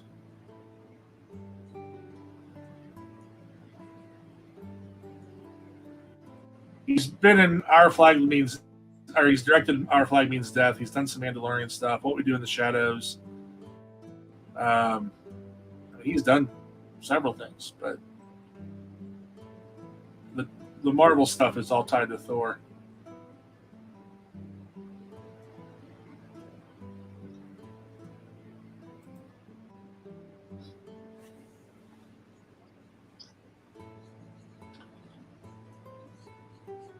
So on one hand, when it comes to Time Bandits, I'm kind of interested to see what he would do with it. I think he could do a good job. It could be interesting. But I also think it's kind of interesting because I think we're getting to the point where people are starting to, even normies are starting to say, yeah, it's another gender swap. Yeah, it's another gender swap. And people are getting tired of it. Well, for me, I just don't care. Like that's I saw it as a kid. It didn't leave so much of an impression that I thought I needed to re-see it, or thought it needed to be made better. Now, if you were telling me he was making Hawk the Slayer, I'd be all over that one because that definitely needed a budget. I mean, it did well on a low budget, but imagine if it had a higher budget, it would have been what Dungeons and Dragons should have been. Plus, there's no Jack Palance around to fuck it up anymore, so you'd have to have a better bad guy.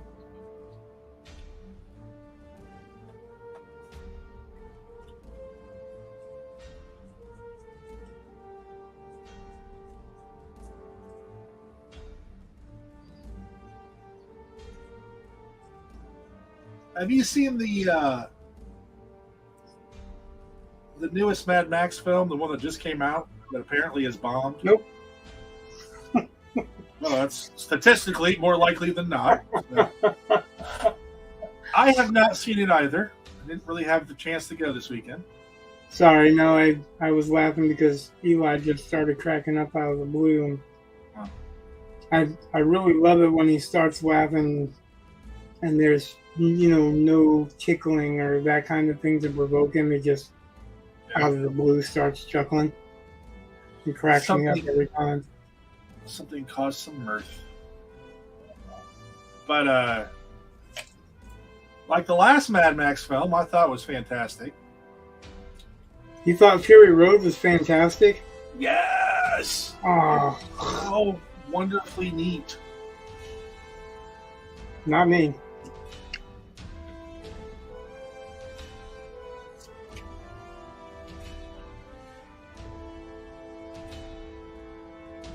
Not me. It was alright. It would have been better if it would have been Furiosa and not Mad Max, but...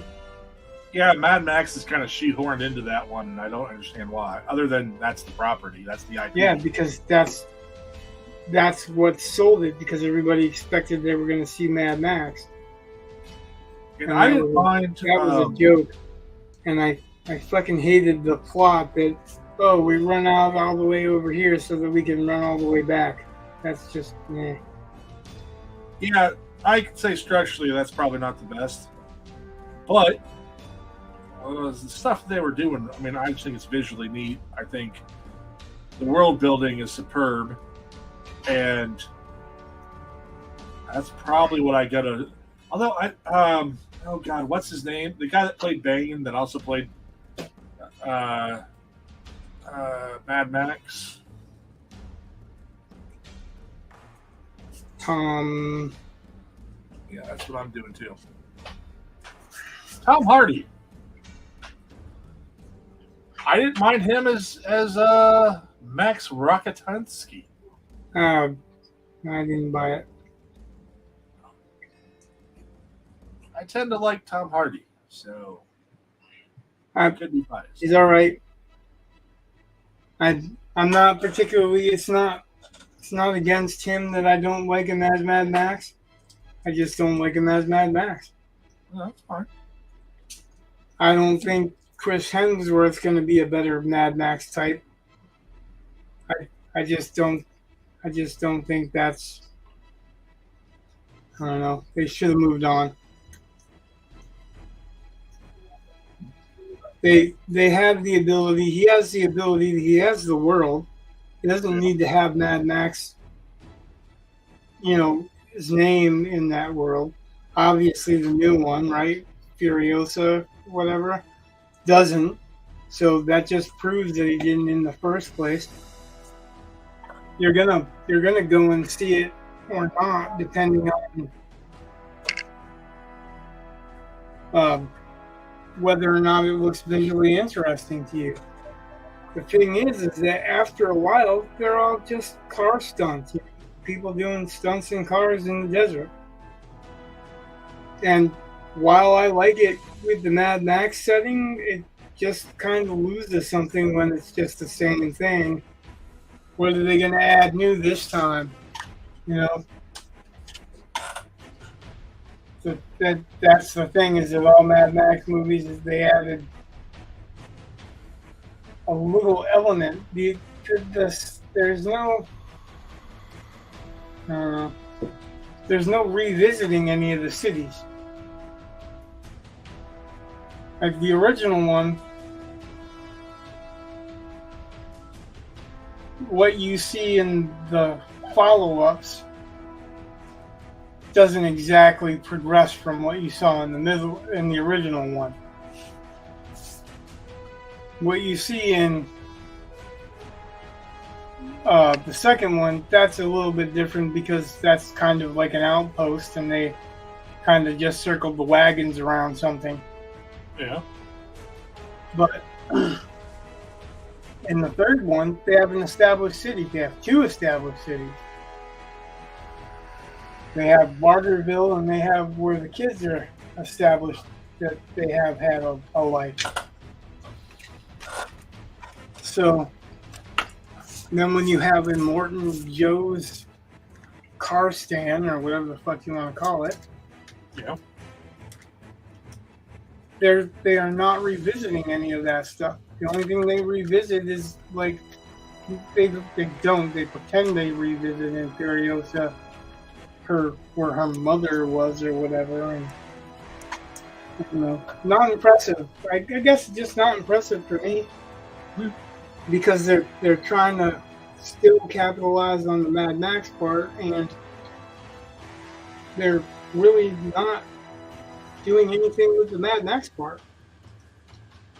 And also, why does it take 3 movies for the death of his child, who was way younger than what we see represented in Furiosa, to start, becoming a ghost in his brain and talking to him or whatever? Oh, that's not his child. Huh? That's not his child. It's supposed to be. No, in the 4th film, it's somebody else. At the beginning? Yeah, they did there's a comic book you can get that details it out. It's not. Yeah, when I read about it at the beginning, before I even watched the movie, I read about it. They were talking about that being his child making appearances. Well, I'm telling you, the comic book. So the comic book doesn't go with what I read, but that doesn't mean either one are strictly.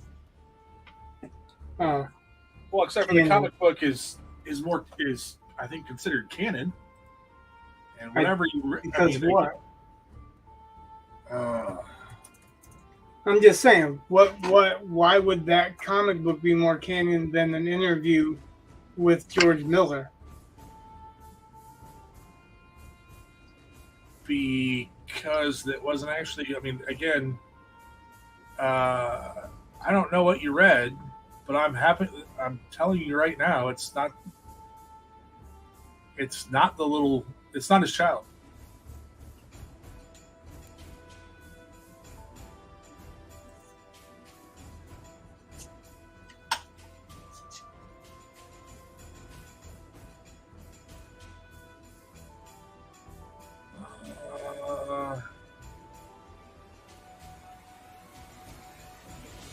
This is according to Screen Rant. Unexplained in the sequel itself, the reason cements their devotion to blah, blah, blah. Similarly, the unidentified child who Max hallucinates early on in proceedings is not supposed to be the child he lost in the first Mad Max. Sprague. Instead, she is a little girl named Glory, as explained in the tie-in comic backstory. And in Mad Max's Fury Road's comic backstory, Max saved Glory and her mother from a gang of bandits known as the Buzzards just before he arrived in the Citadel, only for them to be killed in a crash as Max fought off the Buzzards. The latest in a long line of innocence Max has tried to save. Glory is the child Max can't stop imagining as he runs from Nux and the War Boys and Fury Road's opening.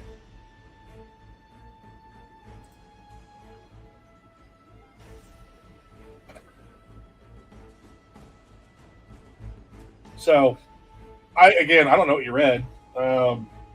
And, you very well could have been George Miller. Huh? Doesn't matter. Well, I'm saying George Miller could have, even if it was a straight up quote from George Miller, it could have been one of those things where that was kind of the idea at the beginning and then he changed it. Who knows? Right? I don't know. So, canon's not canon, Well, that's kind of how I feel about any canon that they mess with. And the canon of the time frame and the timeline is not very well, I think, established as to what's going on when. Just because, Bartertown so that's they never go back to Bartertown. Go back to any of them. I know, but where's Immortan Joe and when Bartertown was there? How does that, so Furiosa and Fury Road might be more directly connected story-wise than any of the other ones were. Because really, the first 3 films, you don't need to watch any of the other one. Like, you can watch any of the 3 original films, and they all work by themselves. Like, it's cool if you know more, but you don't have to know it.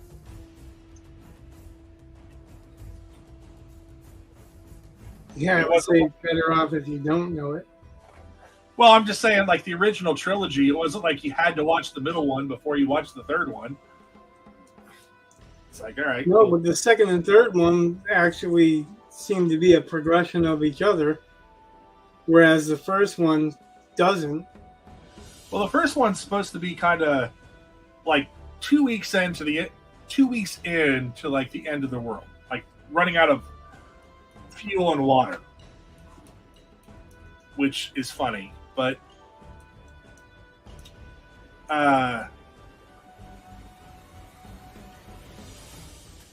so it looks dramatically different. You still have police force, you still have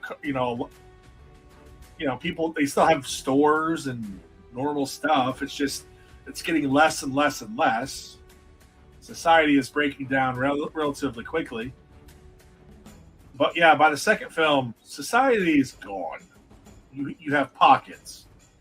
And the third one, it kind of seemed like they were trying to get society back, but probably screwed that up.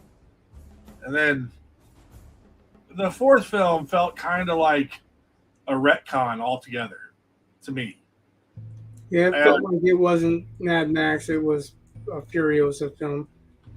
Which would have been fun if they advertised it as a Furiosa film instead of a Mad Max film to me. Yeah, because it's one of those bait and switch things.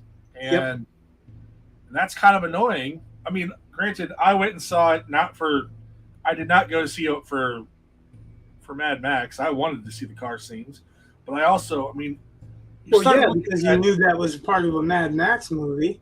That's true, but it's also, the world building that goes into that stuff is just, from the language they use to the different iconography they develop, like, it's just really kind of neat. That's just some cool stuff. I can definitely get on board with some really good world building. Like, if it's an interesting world, that can get me through quite a bit. So that's why I kind of liked it. Yeah, and the car scenes were just bonkers, but that's just. I hate it when the plot falls through, and it's just fucking stupid. Oh, well. Yeah, the whole go out, come back was kind of like, really? That's kind of dumb. Literally, it was just an excuse for him to put a woman in the driver's seat and do his thing with cars and, stunts and all that. And that's like I said, if you advertise it as Furiosa and it's new and whatever, that's its own selling point to me, right? Yeah. Like, I didn't need to have it attached.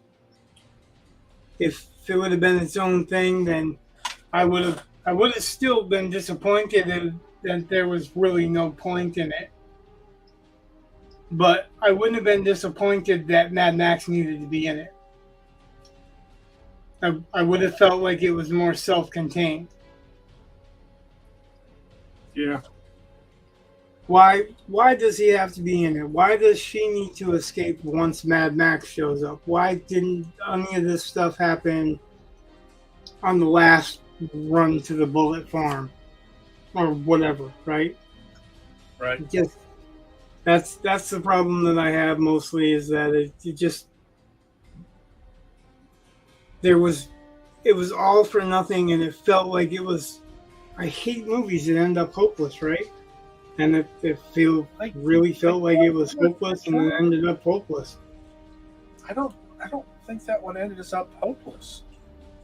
It's not like rah, we saved everything, but it's, you killed Immortan Joe and took over his citadel, and you have control over some water, and yes, and left a whole bunch of people out, and then the Bullet Farm and all this other stuff that we never explored. for them to come back and fuck you up again. And how many people that are inside that city are going to turn on her? Yeah. Which I don't know. could be an interesting story. Could be. But that would be part two, just one story, not like a separate story. And not a And prequel. the story that was told wasn't really a story. Yeah. And it didn't end up anything more than depressing than it is already. The people that ended up in charge are still just as cruel and bad of people.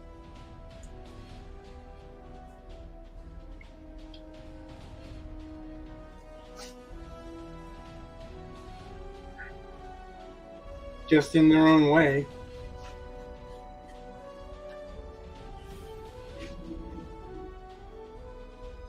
I think that's what I like mostly about the Road Warrior over the other ones, is that the people that were in that little camp, I guess, they were all trying to protect the kids and protect the other, weaker people, and they weren't. You didn't feel like they were out for themselves, and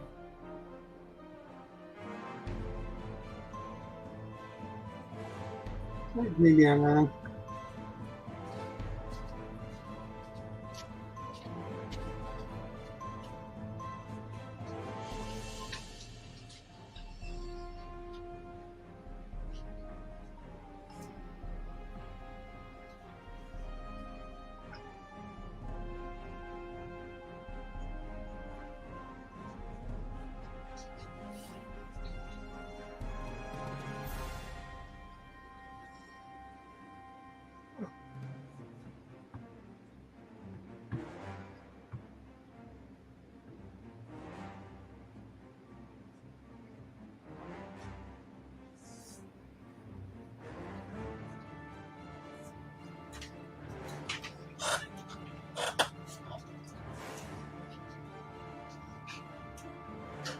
Hey, since you have played a tattoo artist on TV, all that kind of stuff, I have a tattoo question for you. I actually have been on TV Oh yeah, as a Cool. tattoo artist. I did not know that. I was just making a joke. They were Hey, they were filming a convention. I just happened to be there. cool. But I just happened to be in a shot. It wasn't like they were like, "Hey, this guy looks photogenic. Let's make him part of this CSI episode."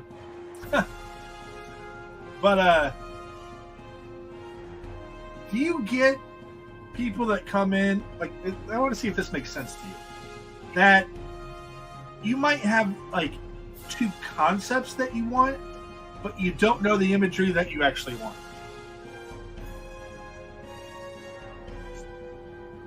So you're asking if I do custom art?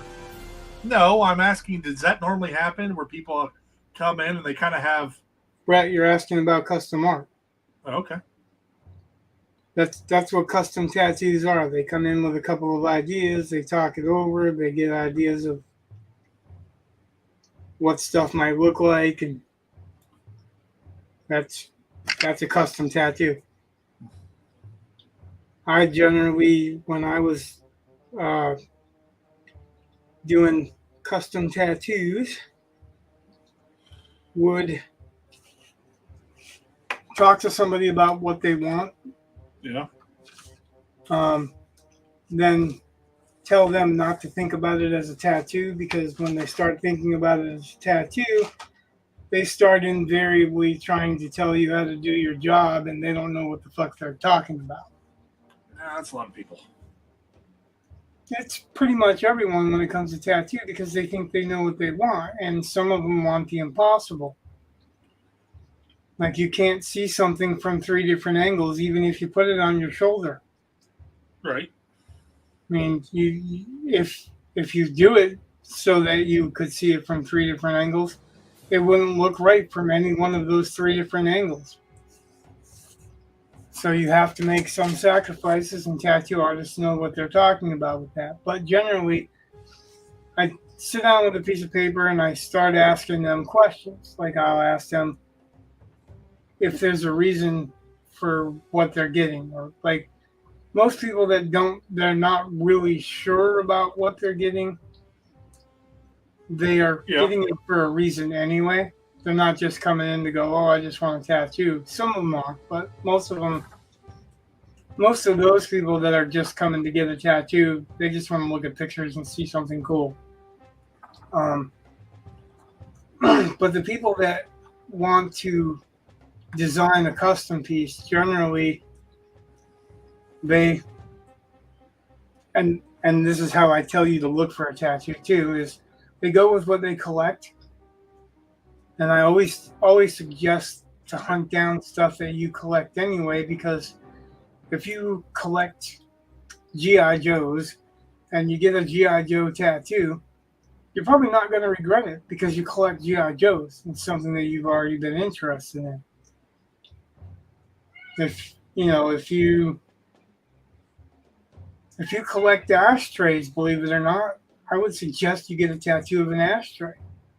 Because if it's something that you really prize and you really have a lot of knowledge about, that's the stuff that people want to kind of wear.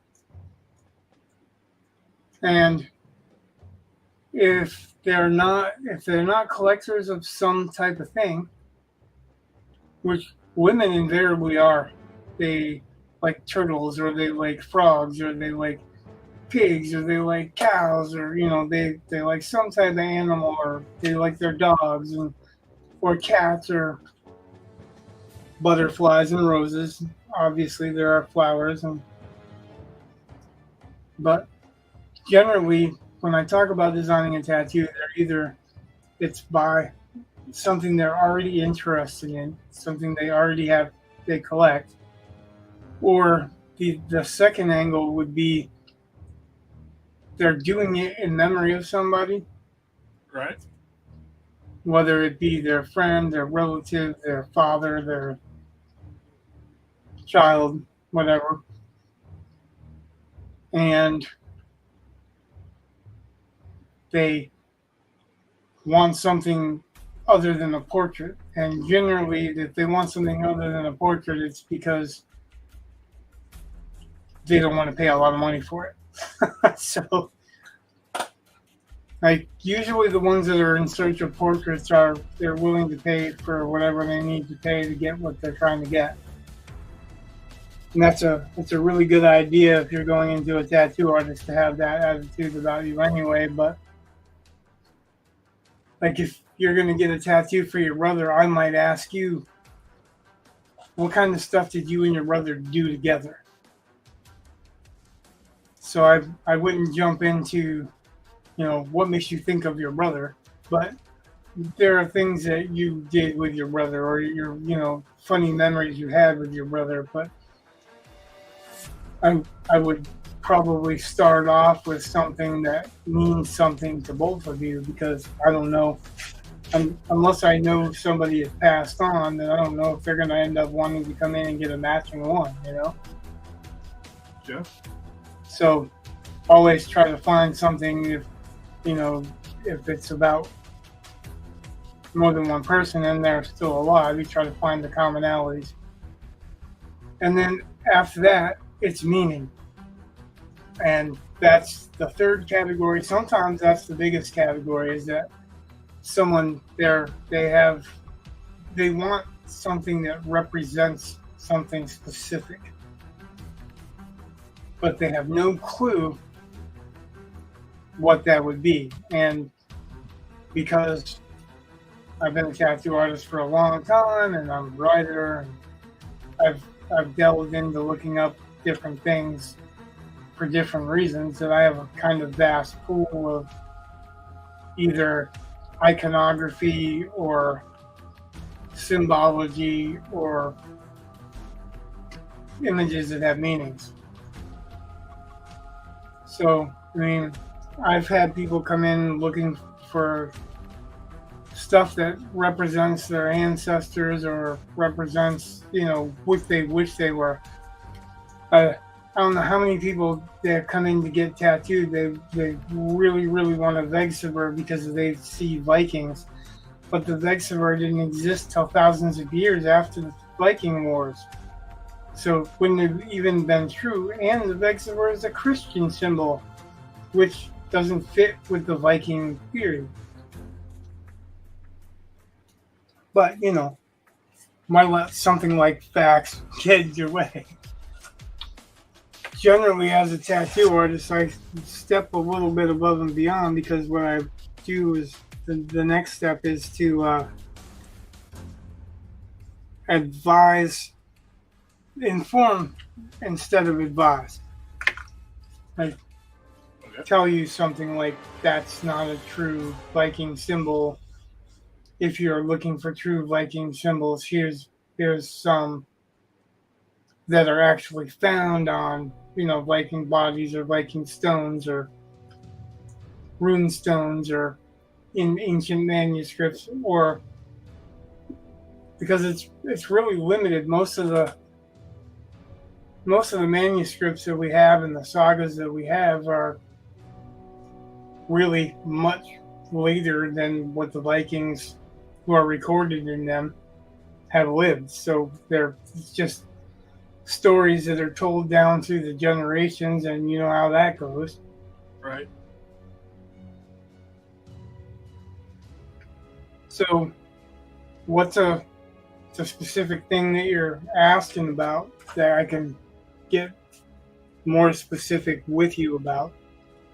Well, no. So, like, I was watching that video with Brandon Sanderson, and they were talking about one of the pieces of bad advice that he's heard is to write when the muse strikes. And he's like, that's terrible advice. Like, you need to know how to make the muse hit you. And it just made me think, oh yeah, that'd be kind of a, well, I don't know how to finish it out though. So like a pinup of a dominatrix, but it's the muse. But how do you make it obvious that the muse or the dominatrix is your muse? Like, they're not just a dominatrix. You know what I'm saying? You mean other than putting a banner underneath the word that says muse? Yeah, like that requires some serious contemplation and interpretation that isn't necessarily obvious, I guess. So I would go further than that in that statement and say that if you start writing, the muse will catch up. Okay. That's what Kevin J. Anderson always advised, and I always thought was great. You don't have to go in and type a page a day. You have to type a sentence. Because almost invariably, if you type a sentence and tell yourself, I'm just typing this sentence, you're going to type another one. And then if you're into 3 sentences, you're almost into a paragraph or into a paragraph. And then, you've already kick-started or primed the pump. And I find that's pretty true. Like, if I start writing and I get a couple of sentences in, then generally I'm off to the races. How would I design a tattoo to represent the muse striking, or the muse making you her bitch? It's not exactly how I put it, but okay. That's exactly what you're saying, though. Yeah, I know. The dominatrix does, right? Yeah. So, yeah. How would I illustrate that? Oh, no. I think actually it's not what she's doing, it's what the dominated is doing. Okay. So, like, if if the dominated has a quill in his hand, you know what I mean, and she's standing straddling the chair that he's sitting on, and he's writing at a writing desk or something like that, or typing or whatever, that kind of illustrates she's saying do this, right? Yeah. It's an interactive thing. But if you're just saying like you wanted to be a muse on your shoulder, you wanted to get a tattoo like that or something like that, I don't know. I don't think of a muse would be a dominatrix anyway. You know, you'd go back to the original Greek, right? Yeah, I know.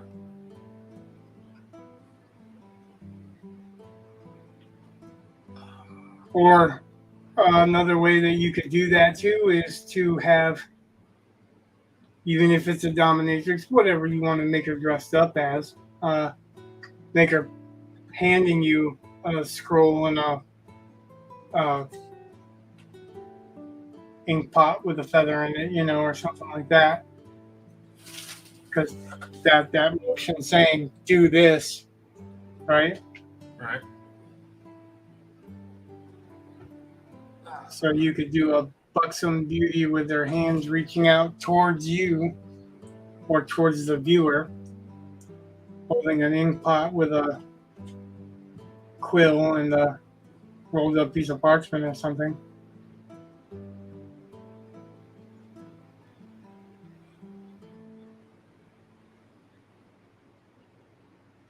But more illustrated would be her, you know, smacking the whip on somebody's back and having them hunched over a writing desk.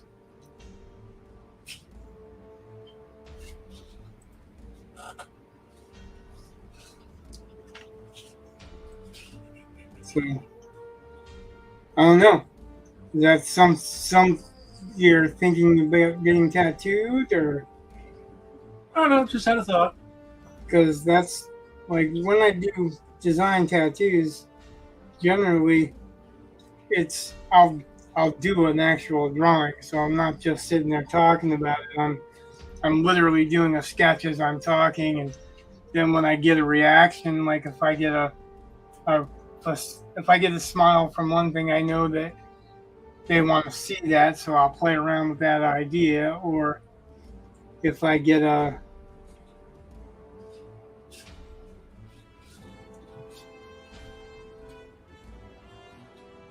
frown, then I'll know not to do it. Or if somebody shakes their head and says, "No, that's not what I'm looking for."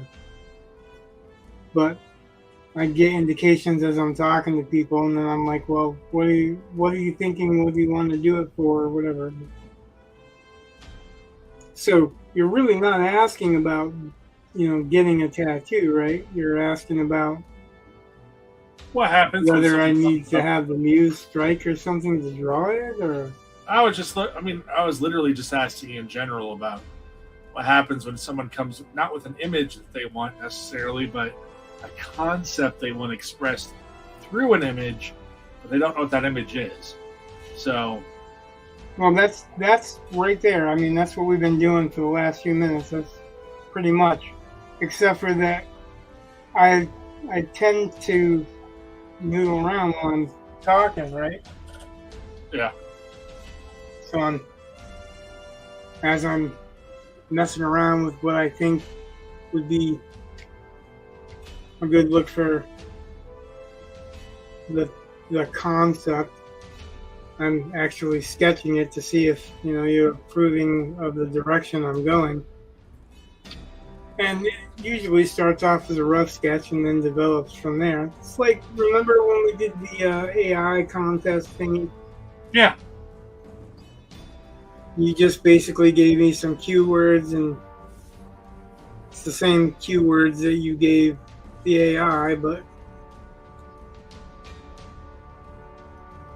I had a little bit of a clue of what I was drawing, and the AI doesn't have an imagination by itself. So, You're right. but because you told me the basic things that you wanted. You could tell me key elements that you wanted in it. Yeah, but I you could think actually that, interpret those, whereas yeah, the but AI could not. like I wouldn't have just drawn moose horns without you specifically saying I want moose horns in the collar somewhere, right? Right. So that's a specific that you gave me. Why did you need them? Oh, because it's part of, maybe it's camouflage or whatever. But if you're telling me that, then I'll employ it, like I'll employ that information in the sketch. Oh, is it going to be camouflage? Oh, if it's going to be camouflage, then I'll set it up so that he can pull his head up and it'll look like the shoulders of a moose sticking out of the grass or whatever.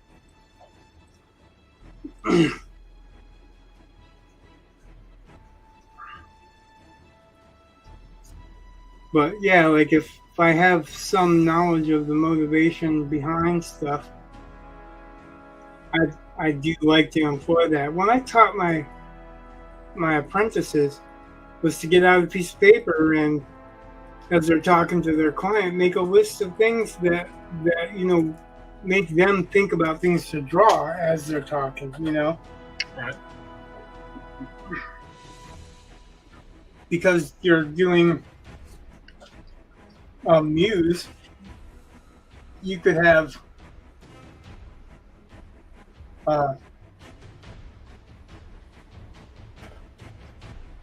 that dominatrix standing over somebody who's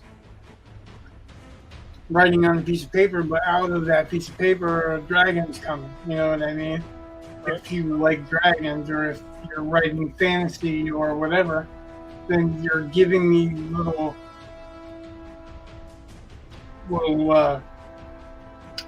prompts to employ in what I'm imagining. As my imagination is getting fired up, it's getting fired up to work with the things that you keep saying. Even if you're adding stuff, like if you add, as I'm drawing, and you add fantasy, then I start asking what kind of fantasy, right? Right. Because then, you and I know there's contemporary fantasy, there's urban fantasy, there's military fantasy, there's historical fantasy, there's retellings of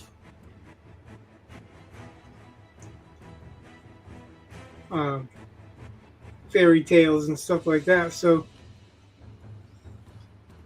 and then there's your high fantasy where you've got a magic system that's the strongest thing, and then there's sword and sorcery fantasy where it's pretty much only the bad guy that's using the most magic, and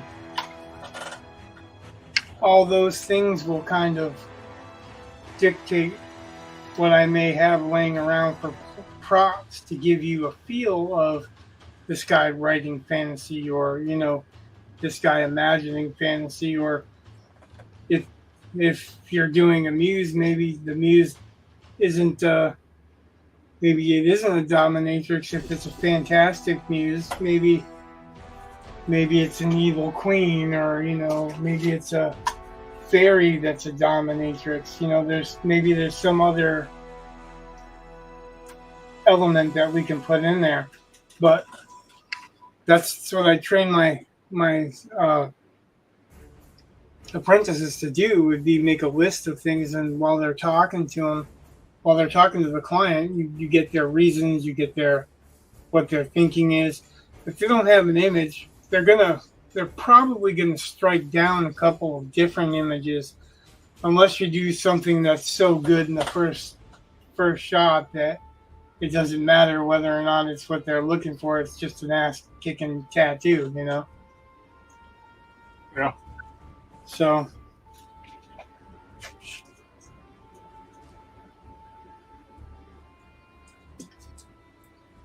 that does still make me wonder if you're looking to get a tattoo now of a muse, because the subject came up. Well, it's just something that Is there imagery that you're thinking? You want to do like a stickers or something like that? Or No, I just had the thought, man. no, I learned it from watching you.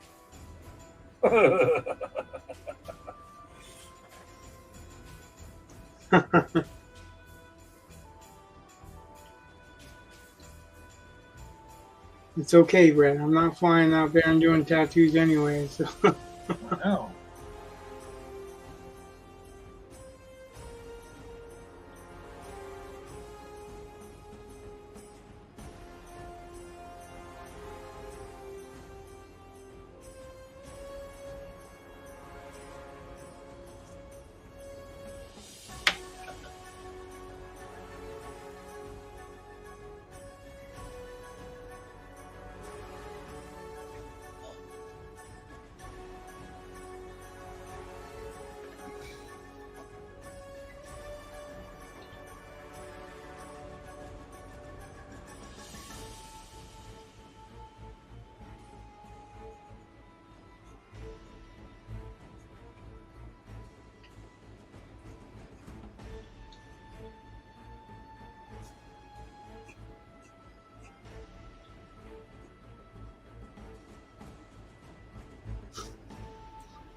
just random tattoo questions, I guess. Hey, I've got a lot of random thoughts that just trollop through my mind all the time. So when they were talking about working when the muse strikes and you need to learn how to make your muse hit you, I was like, that sounds kind of a lot easier if she was a dominatrix. You could just like, all right, here's however much, I don't know how much a dominatrix costs. I'm sure however much you want to pay. But Depends on the dominatrix, right? yeah. But I just thought, well, that would be kind of I just thought, that'd be easier. And then I just had the thought. Then I was like, yeah, it's kind of weird. How do you, without putting a banner on it? And I was about the most I could come. Excuse me, it's the most I could come up with. So it's kind of weird. That's all. It's definitely kind of weird. Although my wife is, any excuse to go to the tattoo shop. Yeah, right. She gets one tattoo. She's like, oh, I think I need another.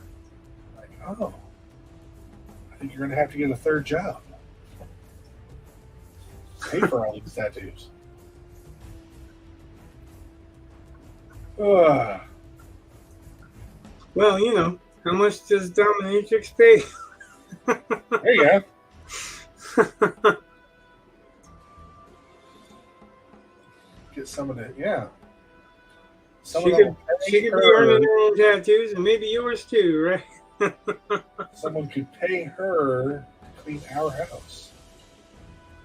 And then, oh well. I have a feeling my children would not appreciate that.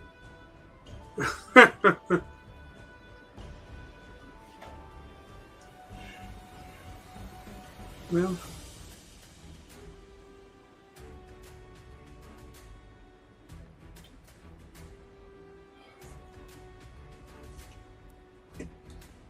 who said you had to tell them?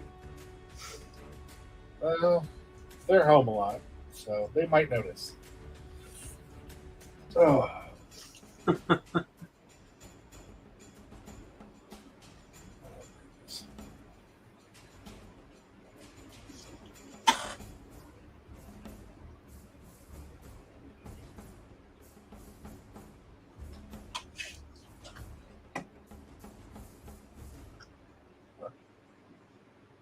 Well, I think technically I can get, even though I didn't start on May 1st, I think I can average a page a day for all of May. Which, now that I've rhymed that, that's going to have to be my goal. If it rhymes, it's like a command. I don't know. Yeah, but if you tell the world your plans, That's true. we have a Schrodinger situation going on here, don't we? Yeah, if I tell the world my plans, my computer will blow up, and I'll lose my internet or something, and not be able to access my files. And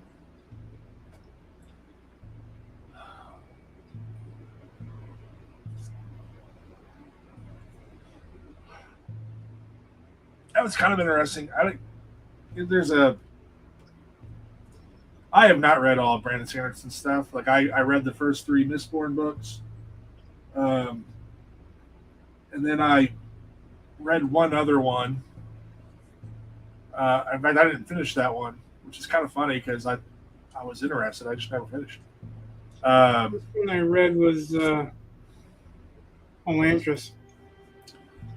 Well, he was talking. I have not read that, and I haven't read a lot of his series because he writes so much. I mean, it's kind of easy not to read all of his stuff. But he was talking about one of his series has these little. Best way I can put it was kind of like a sprite. Yeah, that's the new one. So Cosmere? he's linked a lot of them to this world that he's calling Cosmere. But like was it Path of Kings or whatever? They're huge books. They're like thicker than Martin's books, and there's supposed to be 10 volumes of them. Way of Kings is the first one. You're talking about, like, I think his hero's name's like Kaland or something like that. I don't know. He was talking about some series that he has that I have not read that has these sprite things, and he doesn't actually put them in, or at least he doesn't put them in. How did he put it? He has an assistant go through, read his book, and mark places where the assistant thinks those little sprite things should be inserted. And then he goes and inserts them. I was like, that's just weird. Okay, the series is called the Stormlight Archive. Okay. The first one is the Way of Kings, and then there's like Words of Radiance and Oathbringer, The Rhythm of War.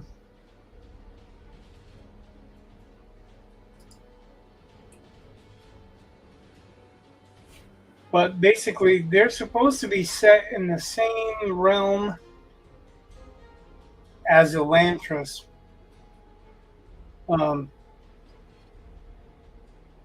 Elantris, for me, the reason that I read it was like when David Farman was teaching about hooks, he was using Elantris. The prologue is basically a hook. Okay. It's like less than a page prologue, and he's like, "This is the way to write a prologue." Let's see if I can. I like this book. I liked it when I first read it. I liked it ever since I first saw it, right? But I've had people hate it and people like it. And I'm like, wow, it's vastly different. There are some things that are a little bit tropish, but how do you not rate a little bit tropish in a fantasy world, right? Yeah, if you don't have any tropes, it's kind of hard to make promises to your reader. Right. And that, that's another thing too, is I think we rely too heavily on saying you can't do this or you can't do that, right? Right. And I think you can pretty much do anything that you want to. You just have to do it in a way that is clever. So the very first sentence to chapter 1 of Elantris is Prince Raoden of Erlin awoke early that morning, completely unaware that he had been damned for all eternity. It's, pretty interesting hook. Yeah. It's not the prologue, it's the beginning of chapter 1, but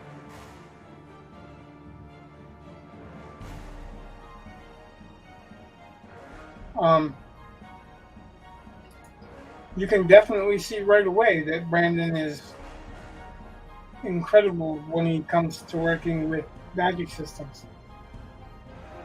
You can see his love for magic systems shining right through.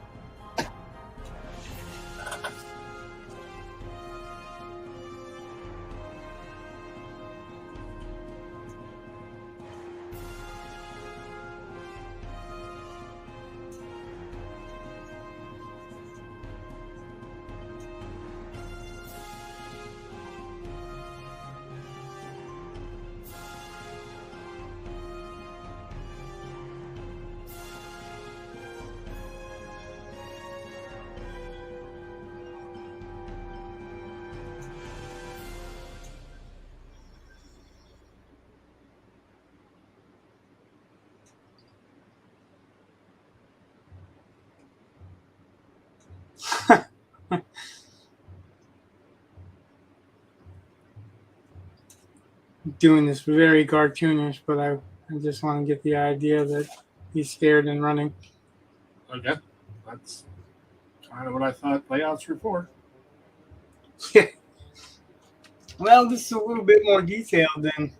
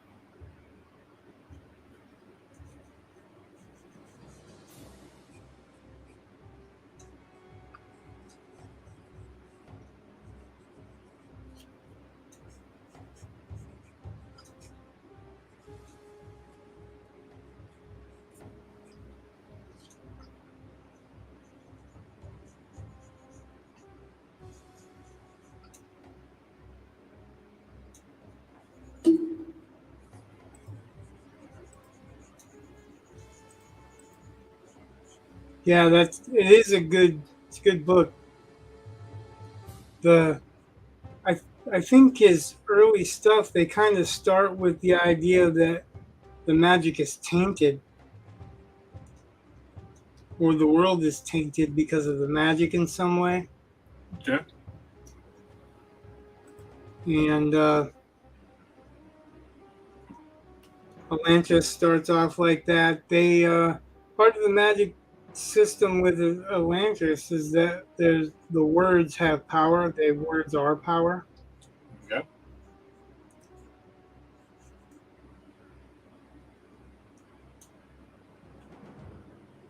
But something happened to taint this magic.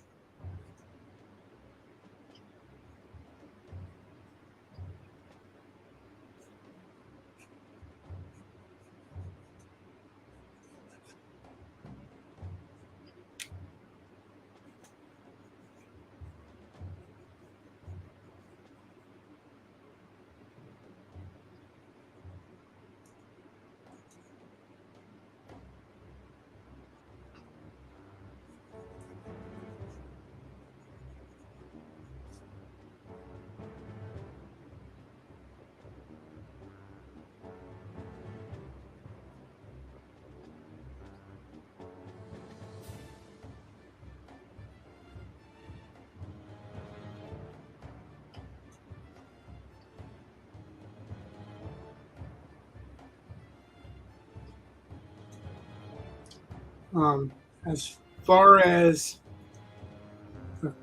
the Way of Kings and Stormlight Archive, I haven't yet read anything that relates those two. Okay.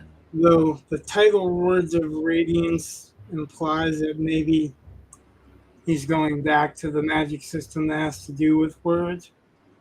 Okay.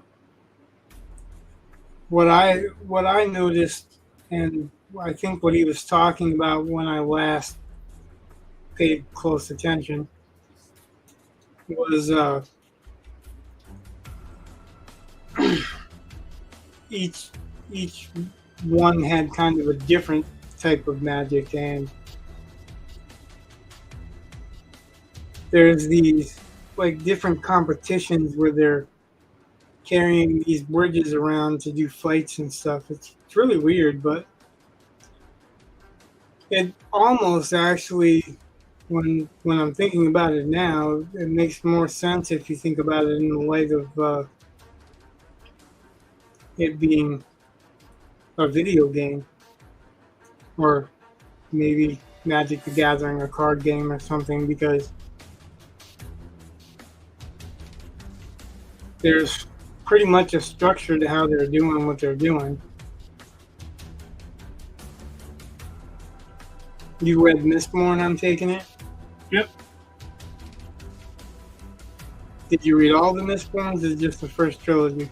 I read the first trilogy, and I started with Wax and Wane? yeah, that's it. Which was kind of neat, but what I was reading it for, I didn't really need to read it for. Like, I was most interested in seeing how he took basically a world set in a much more traditionally technological level for fantasy and upped it to basically Weird West then. I kind of wanted to see the transition. It said that he was gonna, he had a timeline that he was gonna explore pretty much the whole timeline to the future.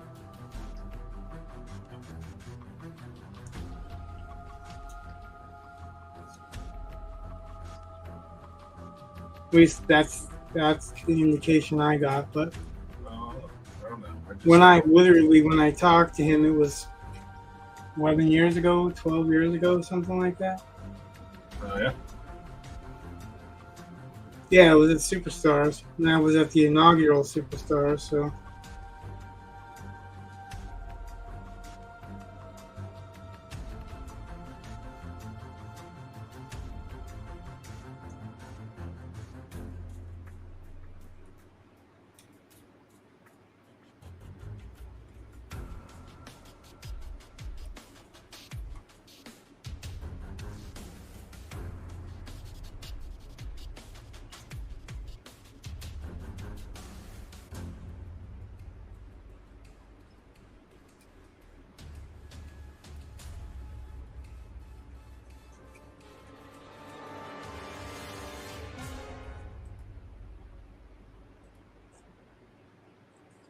Oh my gosh.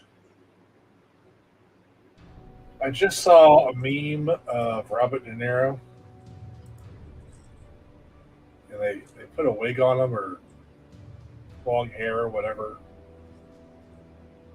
And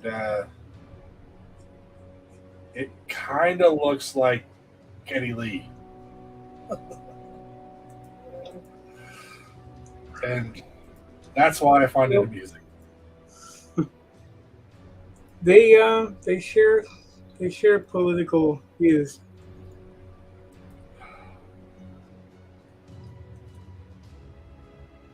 Okay. And that there. I guess he was out in front of Trump's courthouse trying to fucking talk shit. Yeah. Like, I don't know if they don't realize it or what, but if they're out in front of Trump's courthouse while Trump's in court because they're trying to keep him out of the fucking streets because they don't want the competition, it's only making it obvious that, you know, they can't handle the competition. Okay. Like it's only making it obvious that because they're going Biden and his supporters are only holding rallies outside of the courthouse because they know that he can't answer back because he's in court. Right. But it shows everybody What's else. the gag order? Yeah, it shows everybody else though that they're only doing that because he's in court. They can only get away with it because he's in court. So Yeah. it just changes everything.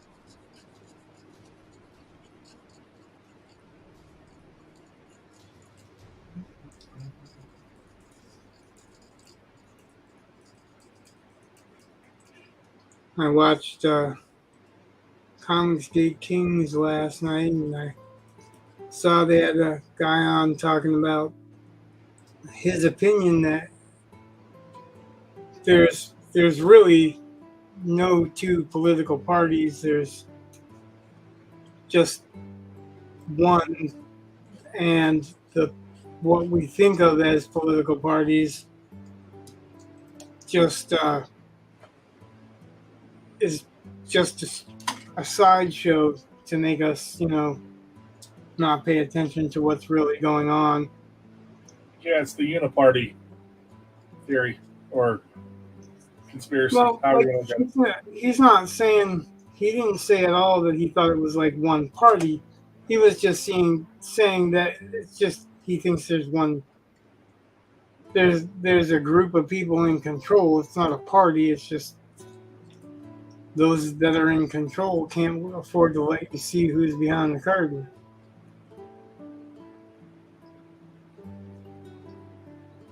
But so he doesn't believe that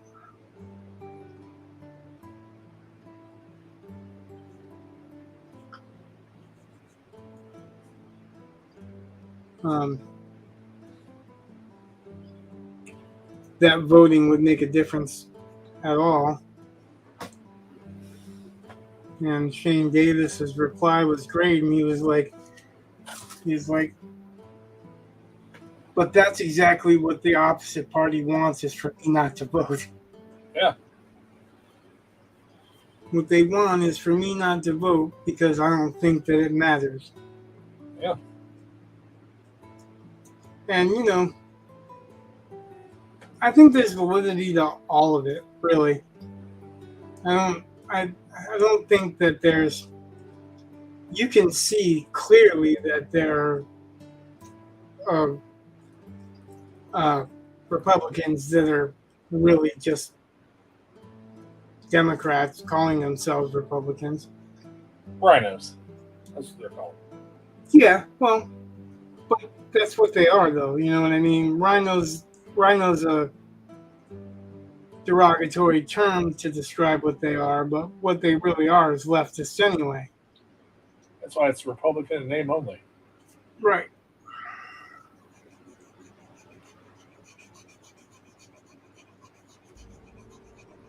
That's the one thing I've never really heard of dinos. And if there are No, rhinos, there should be dinos. because they become rhinos when they're like that. And the rest of them are really just straight up communists.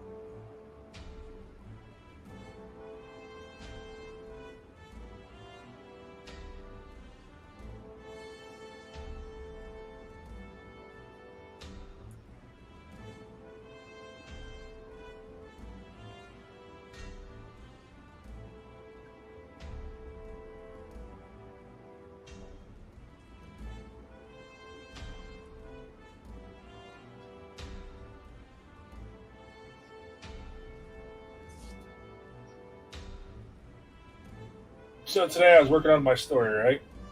And there was a section I went back through and I added. It was just one paragraph. It's a pretty good sized paragraph. Maybe half a page or so. And part of my brain was going through and saying, there's no reason why you need this paragraph because it worked before without the paragraph. So why are you putting this in? Like, that was just the conversation I'm having with myself. And what I eventually told myself, because, you know, deep conversations with yourself are a sign of sanity, He said, was self. that, huh? I said, you said self. Yeah, self. Shut up. Actually, I said self. This is a novel, not a short story. This is cool. We're keeping it in. But it's a different mindset. And one of the pieces of advice from that Sanderson video that I watched, one of the bad pieces of advice they had gotten was that everything has to move the plot forward. And both of the guys on there, Tim, I forget, was it Hickson, whatever his name was. I feel bad. I'm going to look it up. But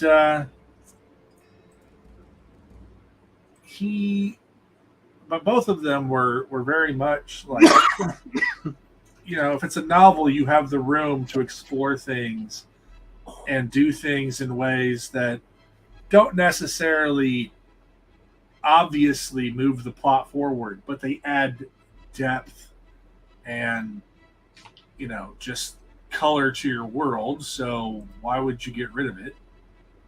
So that's not what I heard. Like that I've never heard that you have to just move the plot forward. What I heard actually, and they may have gone over this too, is that you should be either advancing the plot, advancing the character, or advancing the setting. So you should either be world building or, you know, revealing the world. You should be revealing the character and his motivations or problems or whatever. Or you should be advancing the plot. It was Tim Hickson. That's the guy's name. And his podcast, or his channel, is Hello Future Me. I'm only saying that because I feel like if I'm going to mention the guy, I'm going to mention his page, because why not? It just seems fair. But yeah, I mean, I if your short story is about a character arc, anything that moves plot will move character. They were saying that about a short story? Well, they were just saying, worst writing advice I've ever heard, and they said that they had gotten that advice. They're like, that makes way more sense on the script. It makes more, but they didn't say short story, but I was just wondering because you said short story, so I was wondering if they had actually specified No, they that. don't. Because usually a short story has to be a little tighter in prose than it is in the novel. Well, see, and Which that's is what I you think they started were. off with, right? They were taught. That was the advice they were just given, and Brandon Sanderson, I don't think really writes short stories. Right. And they conceded that there are different forms that might be more appropriate. And really, what it comes down to is Orson Scott Card's thing about every time you think there's a rule in writing, someone will break it and do it well. But yeah, that's that idea about everything has to be, I guess they call it plot relevant. But really, they talked about moving things forward with their plot. But everything had to move the plot forward. And So moving the story forward and the plot forward may not be the same thing, right? well, again, this was bad advice. I'm just discussing with you, like just Okay. trying to discuss with you for our viewers' pleasure or whoever that is watching. And plot and story aren't the same thing. You're right. And I just, but it was kind of funny where some of that stuff, you start writing and you start looking at some of these things, you start applying it and whatnot. But I just So thought it was for funny those- that I was. Sorry. Go ahead. For those who don't know, Brandon Sanderson's a best-selling author, one of the best-selling Yeah. fantasy artists that are alive today. Yeah. Sorry, Tim Hickson, like not I so did much. But as I don't know him and I've not read his stuff, I'm sorry. Although I might have seen his page before because Hello Future Me sounds familiar. And if it gives writing advice, the chances are I've seen it. Because a lot of times when I'm not feeling, when I can't get the muse to strike me just the way I want her to, I go watch writing videos. hoping that she'll press her heel right in that soft spot. Yeah. I'd like to puncture my kidney to that. You what? I said I would like to puncture my kidney. Not really, in case anyone's wondering. In case sarcasm doesn't read well on YouTube. I was going to make a comment about kids' knees, but Oh. it was like a knife would work better.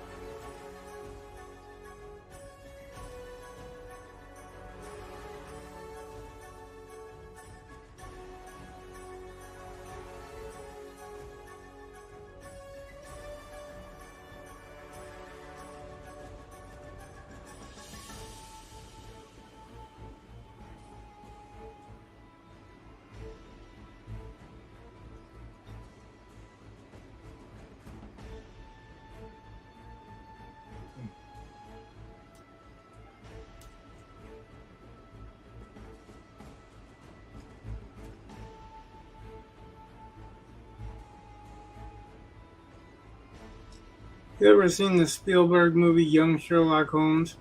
I have, and I enjoy it immensely. The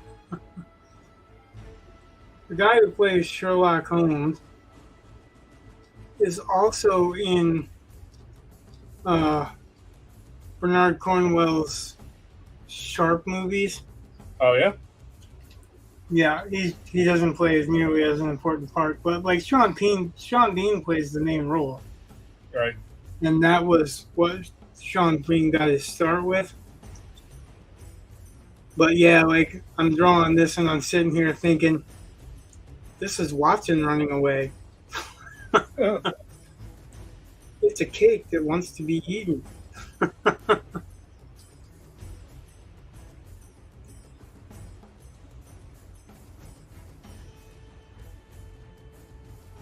That was a Spielberg movie.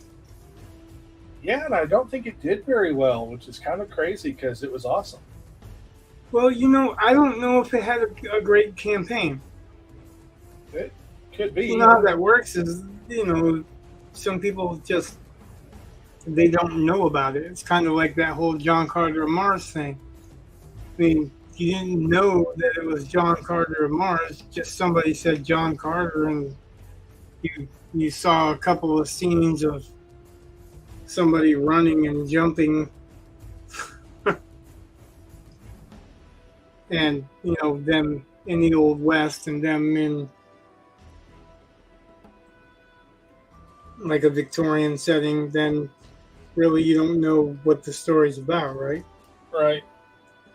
Yeah, I don't think the marketing department. Yeah, especially with the John Carter one. But And I mean, that's kind of what I'm saying, is that I don't know if they had a great marketing department for that particular one, because I think that they thought, young Sherlock Holmes, because of the name Young Sherlock Holmes, people would just go and see it, right? I guess. But it also had like Well, because some of there's the a most certain draw advanced- because it's Sherlock Holmes. that stained glass window scene was revolutionary at the time. And yeah, I mean, I really enjoyed that. I thought I saw something else like that at that same era, same time period. Well, I don't remember exactly what year that came out, but I know Labyrinth had the fake owl. No, it was like well, I can't come up with it right now anyway, so it doesn't matter. Okay.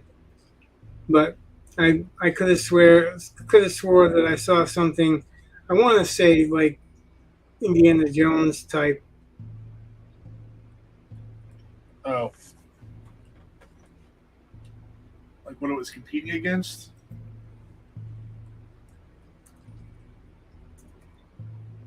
No, with something like that, the whole not necessarily the stained glass thing. All that stuff was, well, I don't want to give it away because anyone that hasn't seen it, you should go see it. It's a really good movie. Yeah. And it stands up. Actually, it holds. That was not directed by Spielberg. It was directed by Barry Levinson. Yes, but it's a Steven Spielberg film, right? Produced by Mark Johnson. Huh. Wow. And it made good money. But I could have swore I read that was Steven Spielberg in some way.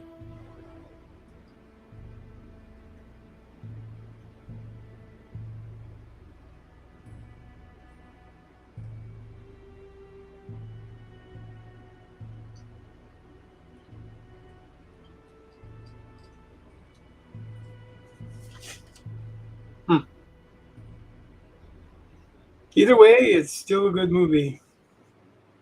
I agree. And even though the special effects are outdated, I would it's enjoy still- seeing the sequel they set up. What's that? I would like to see that they set it up for a sequel and never did it because it never did make money. But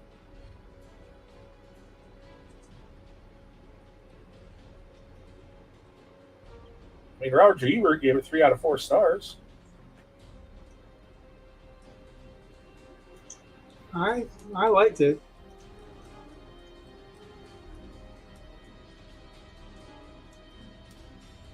And obviously, it was memorable enough for me to think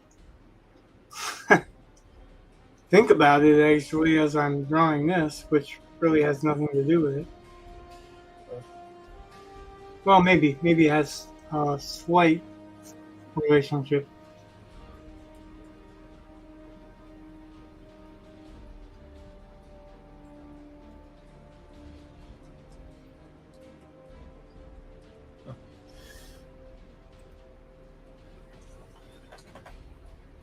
Yeah, there's a slight relationship to I think what's going on there because the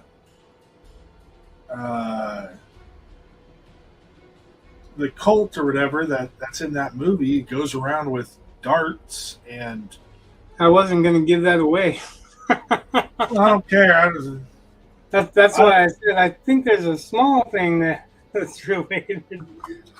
Because I didn't want to give it away because we're up talking it, as it's a good movie to watch. And it's not the same thing. I mean, I realize there's similarities, but there are similarities to other things that don't. Yeah, so there's a Venn diagram I could probably make, and some things would overlap, and that's fine, and other things won't. Yes, there's an element that's familiar in both. Yeah. And that's not exactly the same, I'm sure, but No, it's not. it's used in a similar way. But like you said, it's kind of hard to have something 100% known. It's a twist or evolution or inspired by that kind of thing.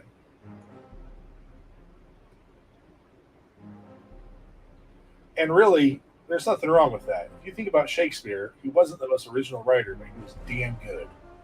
So No, and actually, you could argue, and I will because somebody has to, okay, that it wasn't the source material that was original with Shakespeare. It was how he presented. Yeah. Because the source material definitely wasn't original with Shakespeare. for a lot of stuff, you're right. Yeah, I don't know of anything that I know for sure is 100% Shakespeare. And that's not saying there isn't. That's just saying, to my knowledge, everything that I know of is from something else that came before, whether it be history, the ancient stories, Tacitus and stuff like that.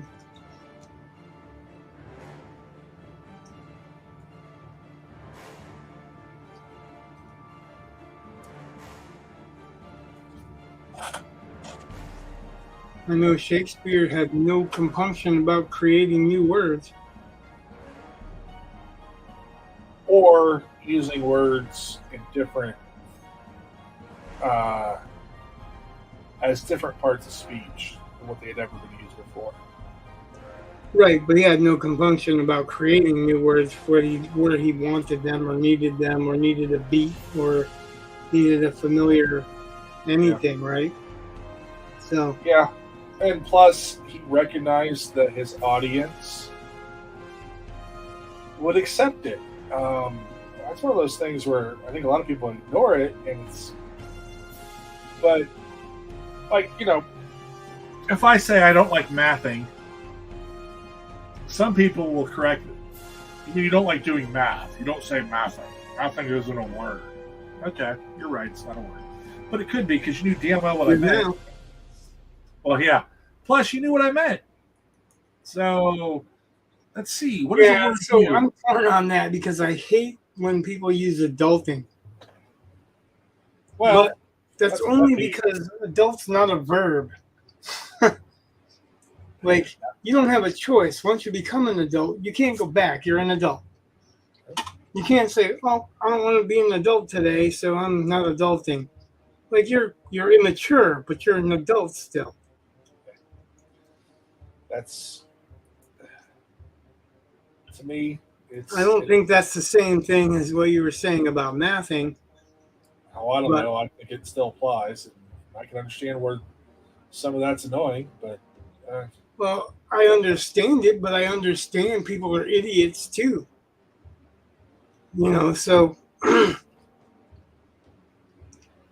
I don't have to grant them stuff that's stupid just because I understand what they're trying to say. That's why I said I'm torn on that. And that is literally what I said at the beginning, because I am torn on it. Because part of me,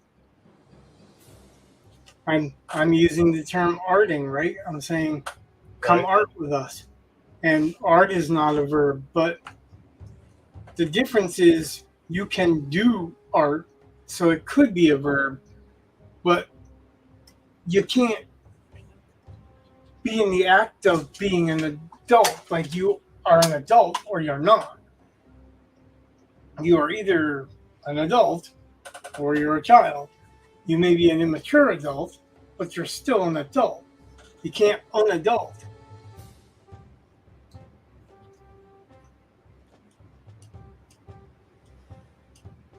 So I don't know. I guess that would be my distinction. That would be my distinction. Yeah. That doesn't say that it's the only distinction or the correct distinction, but for me, I really can't stand certain usages of certain words. That's like So conspiratorial. It's not a Conspiratorial? conspiratorial wink. It's a fucking conspiring wink. so But they created that word because they're too fucking lazy to look up the right word. so I want to go back to adulting for a moment. So I'm not even going to argue with that because I just had a thought. If there's adulting, there should be childing.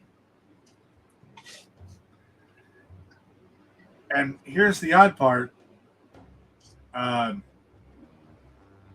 Child is the same, synonymous with kid. And kidding is not the same thing as childing. Right. Like, kenning is not the same thing as ken. yeah. I don't know. Because ken is to understand, but kenning has to do with the C.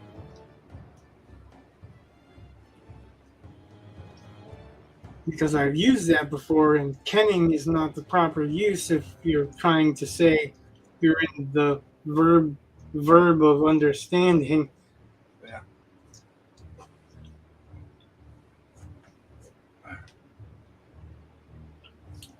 That's a good word that people should use more often. Ken. Ken's a great word.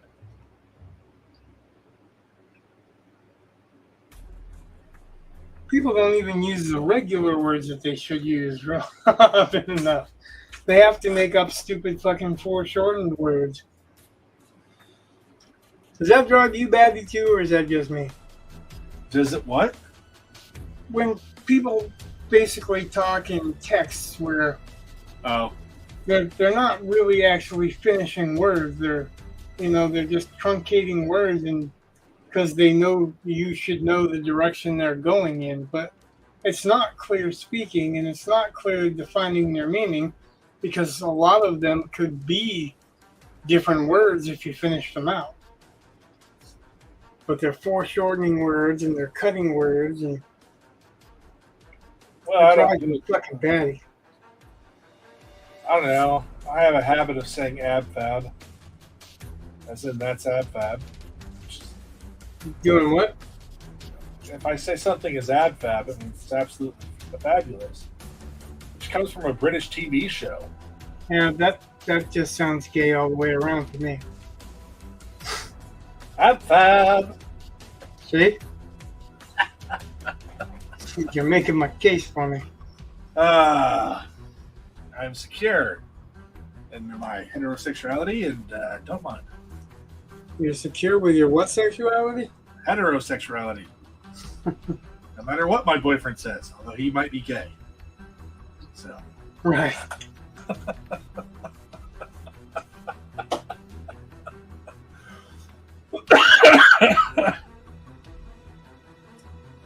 Oh, that's kind of funny. Huh? I said that's kind of funny. Yeah, I try not to mimic too much for new phrasing. Because I'd rather be clear than cool. Oh, I never pretended to be cool. I just No, I'm just saying, like, as far as my rule goes, for me, I'd rather speak so that you know what I mean than so that you go, oh, he knows what he knows the slang or whatever. I just don't give a fuck. I don't think anybody knows that slang. I'm just an old geezer. It's a weird affectation more than anything else. Yeah, just like I said, who cares? I don't care about these punks these days. Get off my lawn, Yeah, right? pretty much.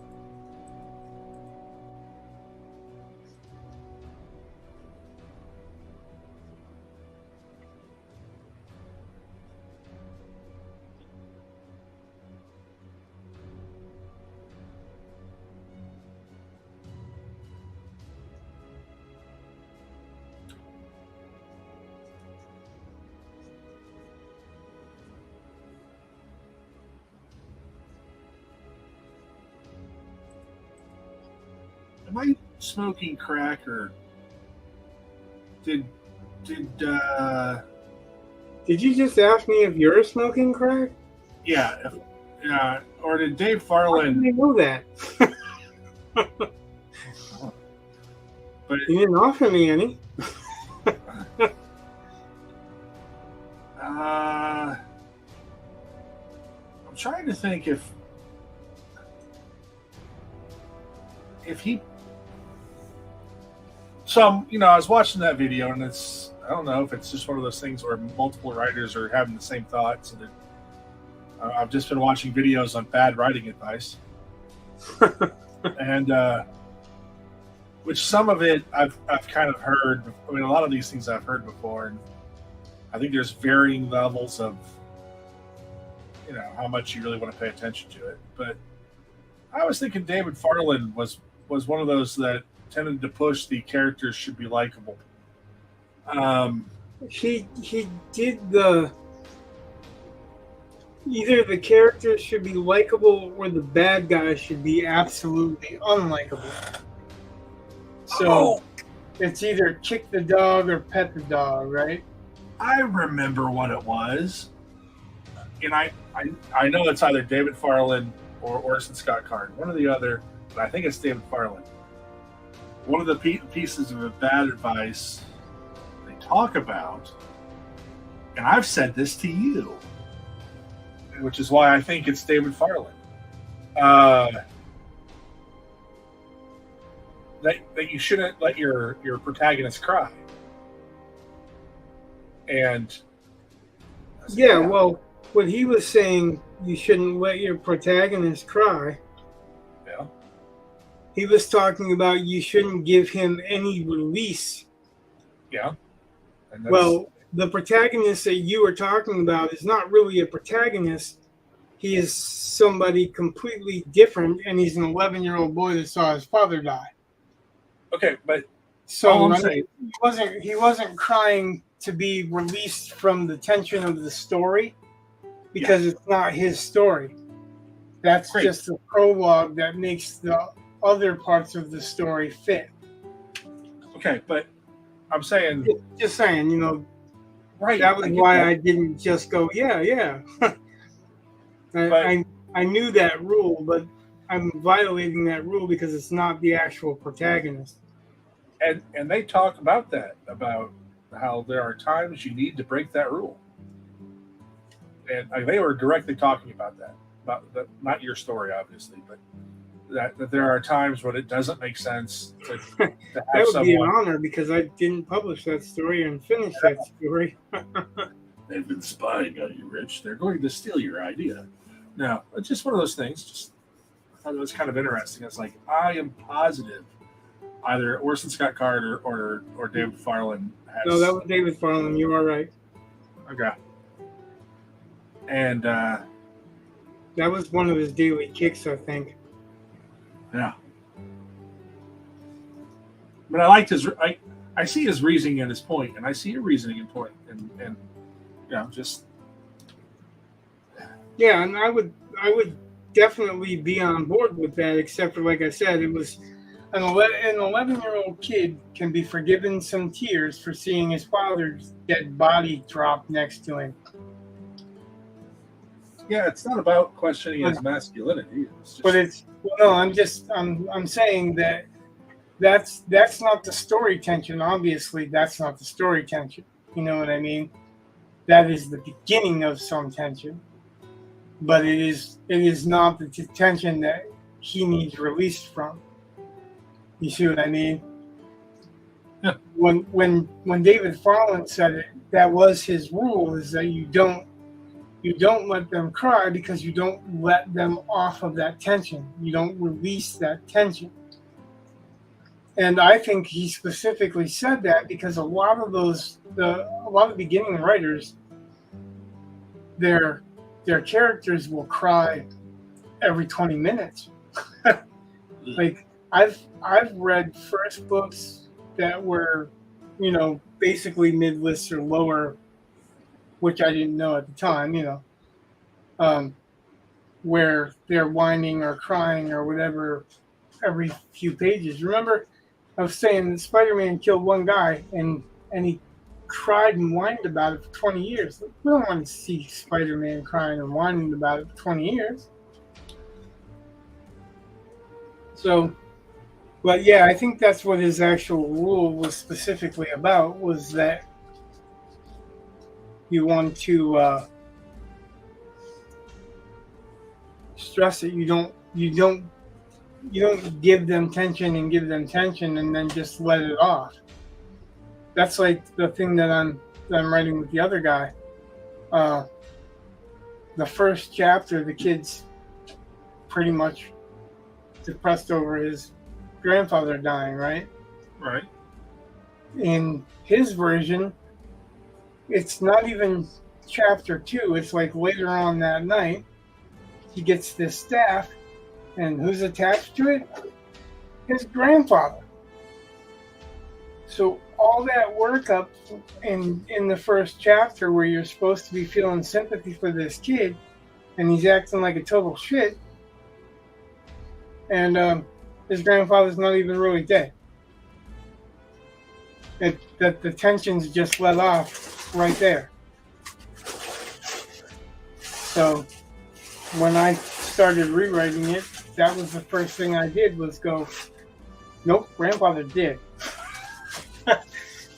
Grandfather's not dead just so that he can throw a temper tantrum and make everybody sad for him, and then all of a sudden he's alive and he's happy for him and he's silly and doing goofy shit. No. The whole point is that he's got to learn to be something more than what he is to defeat this evil stuff, right?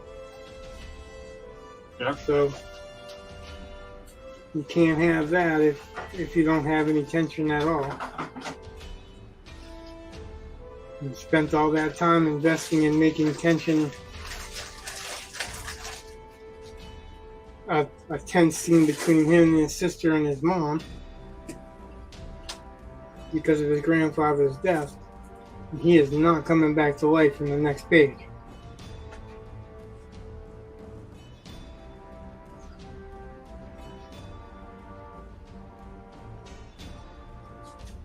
I mean, fortunately, he was like, "Oh, do what you want," but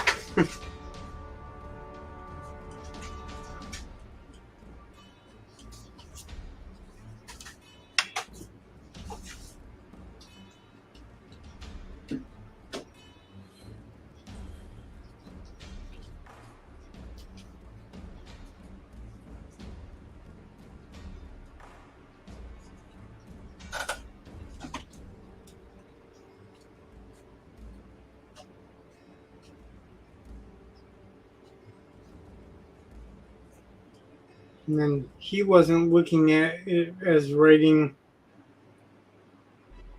anything very serious. Like I said, he's writing it much like it's a cartoon, and I think he's writing for a younger age audience because he doesn't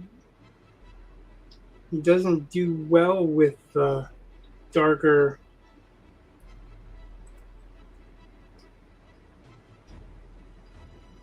tropes and darker expectations of grown-up fantasy.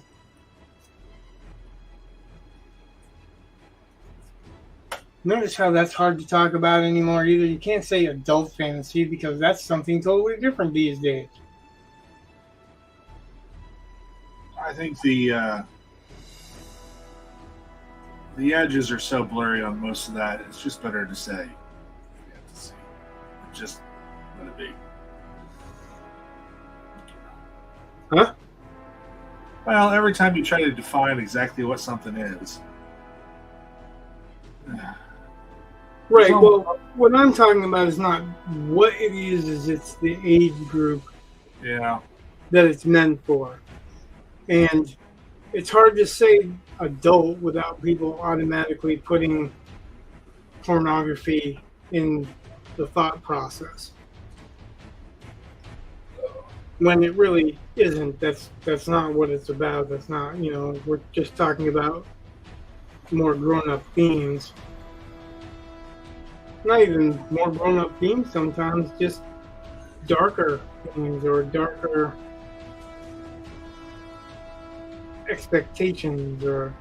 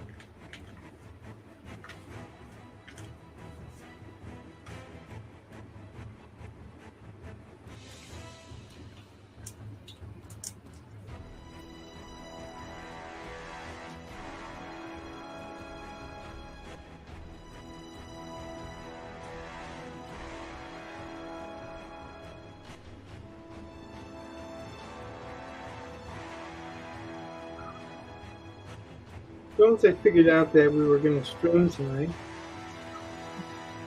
Okay. spent a good chunk of my day looking at John B. Summer work, which is not work. Now, I mean, it's not work looking at John B. Summer's work. That's completely enjoyment for me. Right. I got it. Yeah, I was trying to explain that to anyone else that might have been watching to might think that I'm claiming John B. Summer's work isn't work because it is work. It's superb. Oh. But he was such a draftsman that he he could use minimal amount of lines and minimal amount of things to get the effect that he wanted to. And I wasn't just looking at Conan this time. Just kidding. Like, I usually look at Conan and Thor and Silver Surfers, Avengers, and stuff like that. But somebody had been posting other stuff that he had done, like romance comics and World War II, Punisher comics, World War II, Wolverine. And I was noticing how in just a couple of panels, really, he would establish a look that's simple, but every time you look at a character, you identify that character no matter how simple he drew him or how complicated he drew him. I thought that was kind of amazing thinking about it, that he could take a panel, which, it's not this big in real life, but he's doing faces like they're just this big, they're so small. Because when you know where the eyes and the cheeks and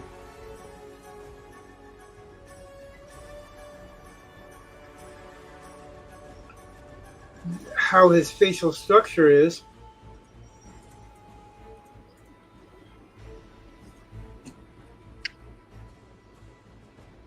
it only takes a few indicators. Like, he's got a character that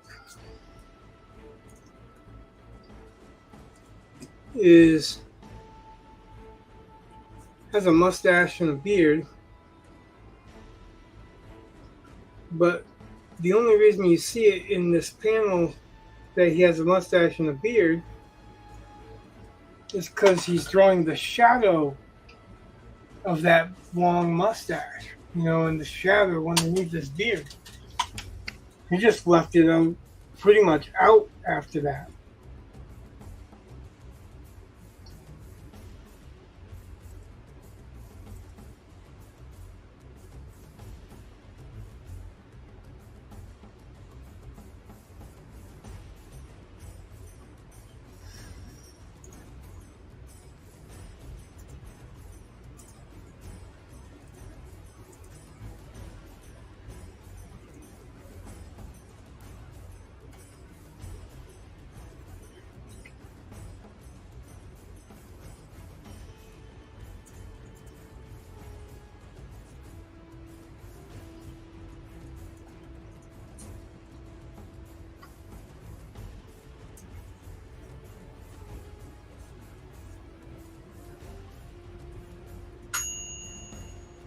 What was that? Microwave? No, air fryer.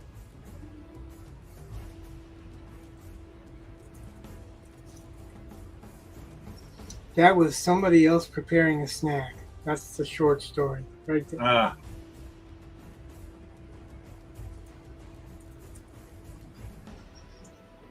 It wasn't me preparing a snack. I don't prepare my snacks until after.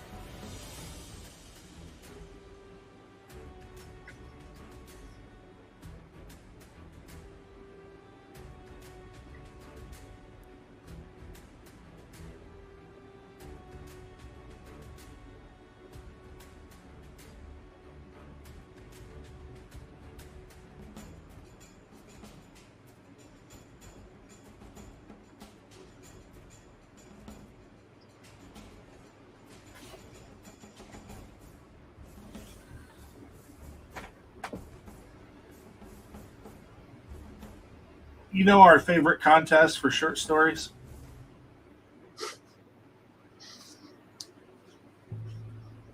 I'll take it by that little chuckle that you do. I take it by that little chuckle you mean, or by that little comment you mean your favorite. I don't know my favorite, but I recognize it as being.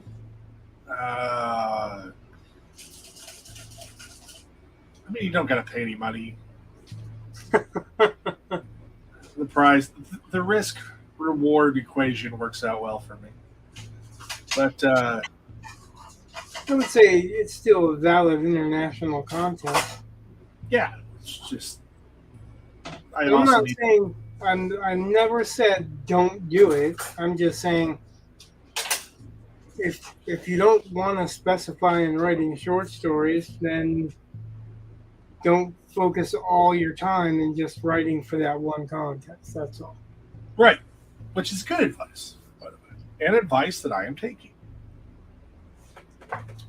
So, I've been writing rather well on my novel, and no problems there. But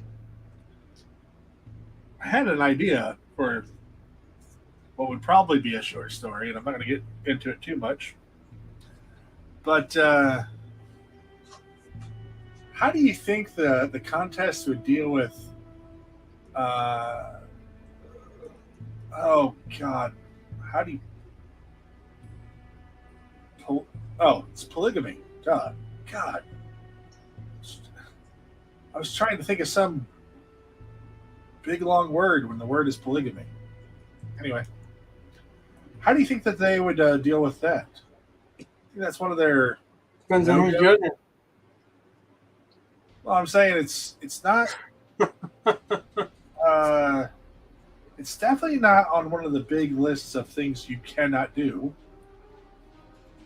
But I wonder if they would say no because of, they don't want middle school kids reading about it. But it's kind of weird if, I'm not talking swingers per se. I'm talking about, they at least seem to have some kind of loving Yeah, relationship. you're talking about a family unit of more than one mom. Yeah, basically. Heinlein did it. Yeah, I'm And I'm not talking about in real life. I'm talking about one of the greats is Heinlein, right? right. And in the moon is a harsh mistress. They're talking about cousin and niece and nephew and whatever wives and husbands. It's like a really, really long familial unit. Have you ever read it? Nope. Huh. There was a person at the writing group at which we met who, me, Jake, and a lot of them knew from when Flash Fiction Online was Jake's, Yeah. that she published her first story. That was one of her favorite stories, and to my knowledge, her and Jake were aligned in their maybe religious beliefs. I might be off on that, but I think so. Okay. But I remember when the political divide started happening in writing, and for me, it happened at Hat Track. There were people that were involved in Flash Fiction Online. There was a bunch of us that volunteered to go in when Jake first started that magazine, and that divided that group that had went in half, pretty much in half. And it was insane because 1 week we were all doing stuff based on the prompt apocalyptic taco mix And the next week, every single word you had to be very careful of what you were writing. Like it went from being writing about whatever you wanted to and writing like you were writing science fiction, you were writing futurism to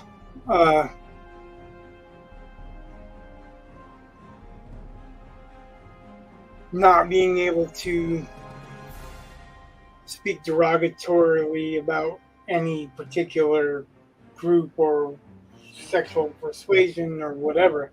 When in reality, that stuff happens all the time. Why wouldn't it still happen in the future? It'd just be different ways, right? Right. Like, that's what I was thinking. But it literally became a vehement divide. It was really harsh. And that's when the actual participation in Hat Track started dropping off so violently, really.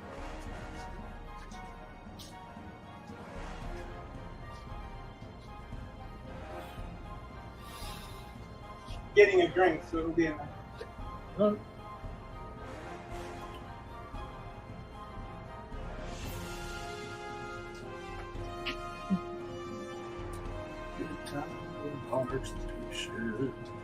No sponsor.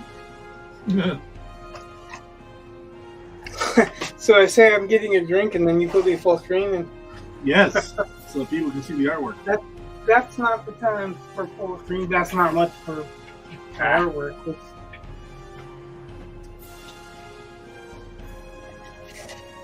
But it is following the script. Okay.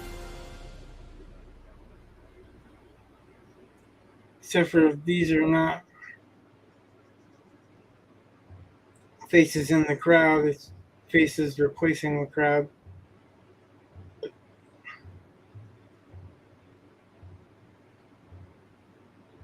Because I think that'd be a more effective use of the small space.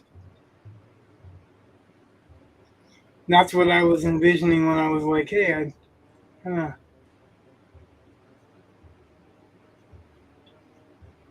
break these two panels into one.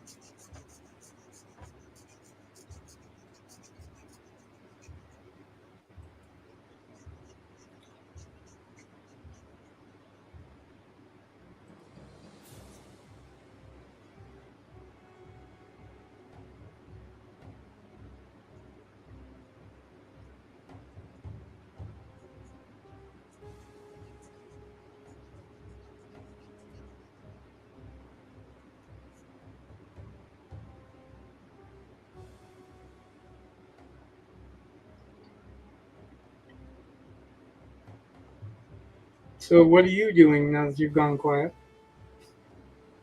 Not much. It's almost midnight. I'm just trying to stay awake.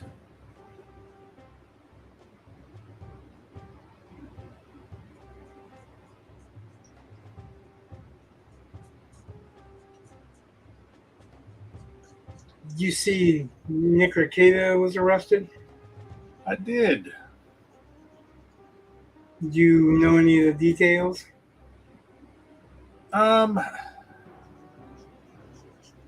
I know, like it was like supposed to like him, his wife, and his girlfriend.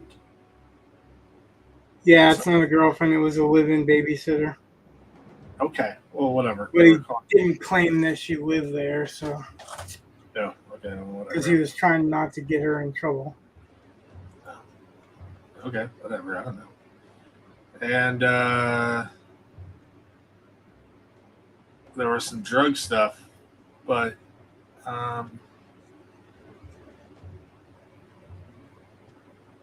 I think, I could be wrong.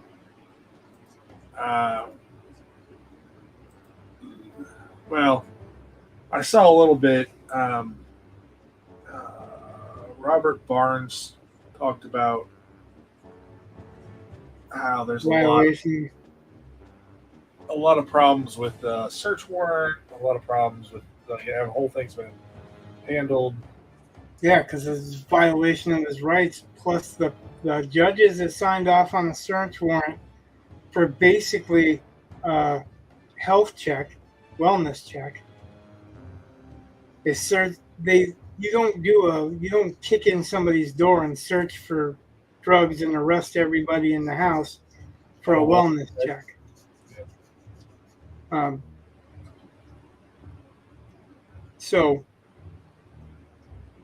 But that judge, the district attorney, and the cops, Nick has had them under fire for being corrupt for a while now.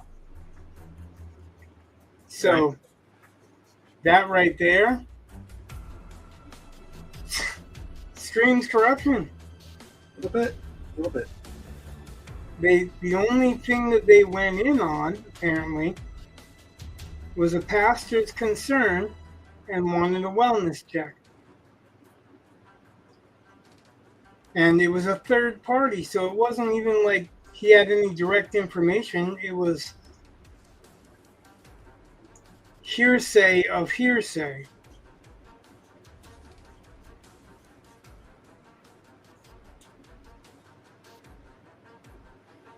And they're talking about like less than an ounce of cocaine in and the phrasing of all the stuff they found was so weird. So if they were really endangering kids, which is what they were claiming, how come they didn't take the kids?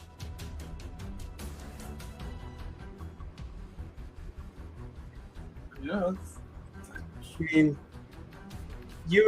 I would think that if a couple of minutes inside that house told me that they were abusing the kids, they did that whole gun thing because they found 2 empty shells. They found 2 empty casings, 22 casings on the floor of the bedroom or whatever. No holes in the wall because they didn't write that they found gun holes in the wall, bullet holes in the wall, right? Right. What they found was, quote unquote, there was dirty clothes and dirty dishes.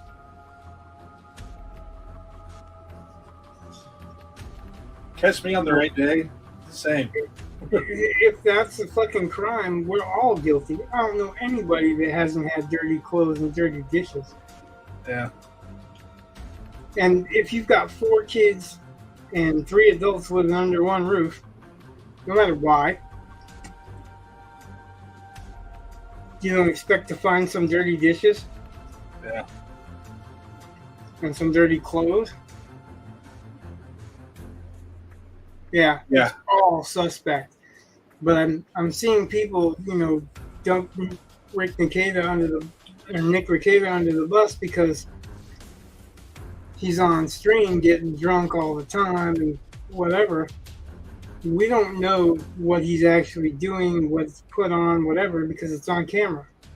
Right. Right? Well, again, Robert Barnes was defending him. So. Right. Well, I heard some of what Robert Barnes was saying myself, and he's not the only one. Viva Frey. Viva Fry. Yeah, whatever his name is. Viva Fry.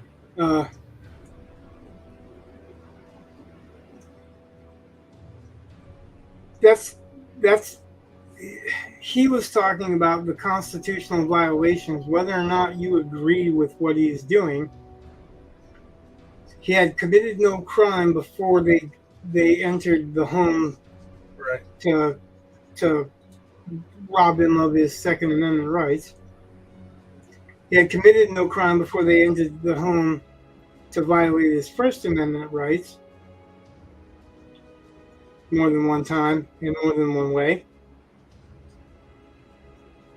So it's really super suspect that also the people that are violating his rights are the same people that he was talking about being corrupt. And maybe there is only two judges right there in that area, but you would think just for the sake of seeming not corrupt, they would have another one come in and sign off to not seem like it's, retaliation, which is absolutely what it seemed like. They busted him in his car. They didn't bust him in his house. They kicked in his door, which they shouldn't even have had a search warrant for a wellness check. So it's absolutely crazy that all these people on the internet are all like, oh, he's a cokehead and he's a dealer and all this other stuff because he had weights and whatever. My wife has weights. She isn't a dealer. She has them to weigh out meals. Right. A lot of people do. Yeah, because she's calorie counting and all this other stuff. So I mean, that's not a valid reason. The bullets aren't a valid reason because they're expended, because there's no proof that they were fired around the kids or on drugs or outside, which is the 3 rules, right? Right. The guns were actually not in a room with kids. They were in his bedroom. Underneath his bed is one gun, and the rest of them were out locked away in the garage. Right? Okay. There is no law about locking up ammunition. None. So, where the fuck did they get all this bullshit, right? Right. Tell me that somebody isn't setting him up. I have no idea. Even if he's a cokehead,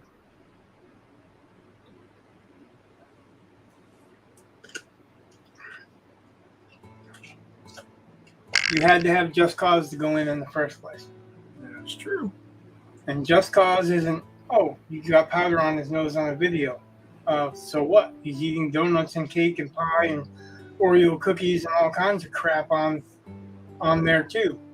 It's not like they have like photos of him. He's claiming he's gay stuff online, but he's not. So I'm just compare the evidence of Hunter Biden's drug use and using prostitutes and whatnot. Pictures. Those people that are after Hunter Biden aren't after Hunter Biden because Hunter Biden did it specifically either.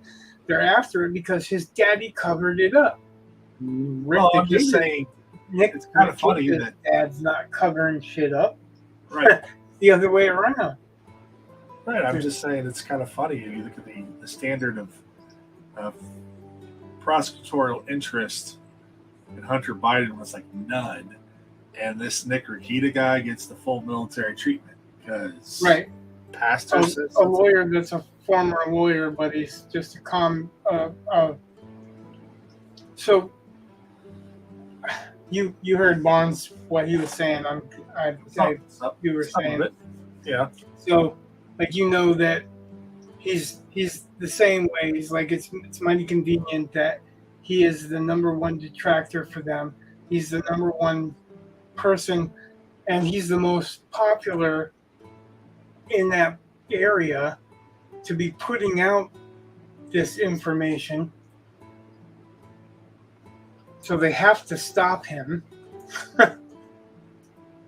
So, Barnes didn't say that they have to stop him, but he was saying Rakita is the most well-known in that area. He is, the biggest voice in that area. And he is detracting against them in that area. But those are the people that are coming down on him and executing a search warrant with no valid reason for it existing. Yeah. No, I guess I just wanted to broach that subject because I didn't know if you were keeping up on it or watching it or whatever. I watch Nick's stuff once in a while. Yeah. Mostly like when he's breaking down trials. I'm not really into the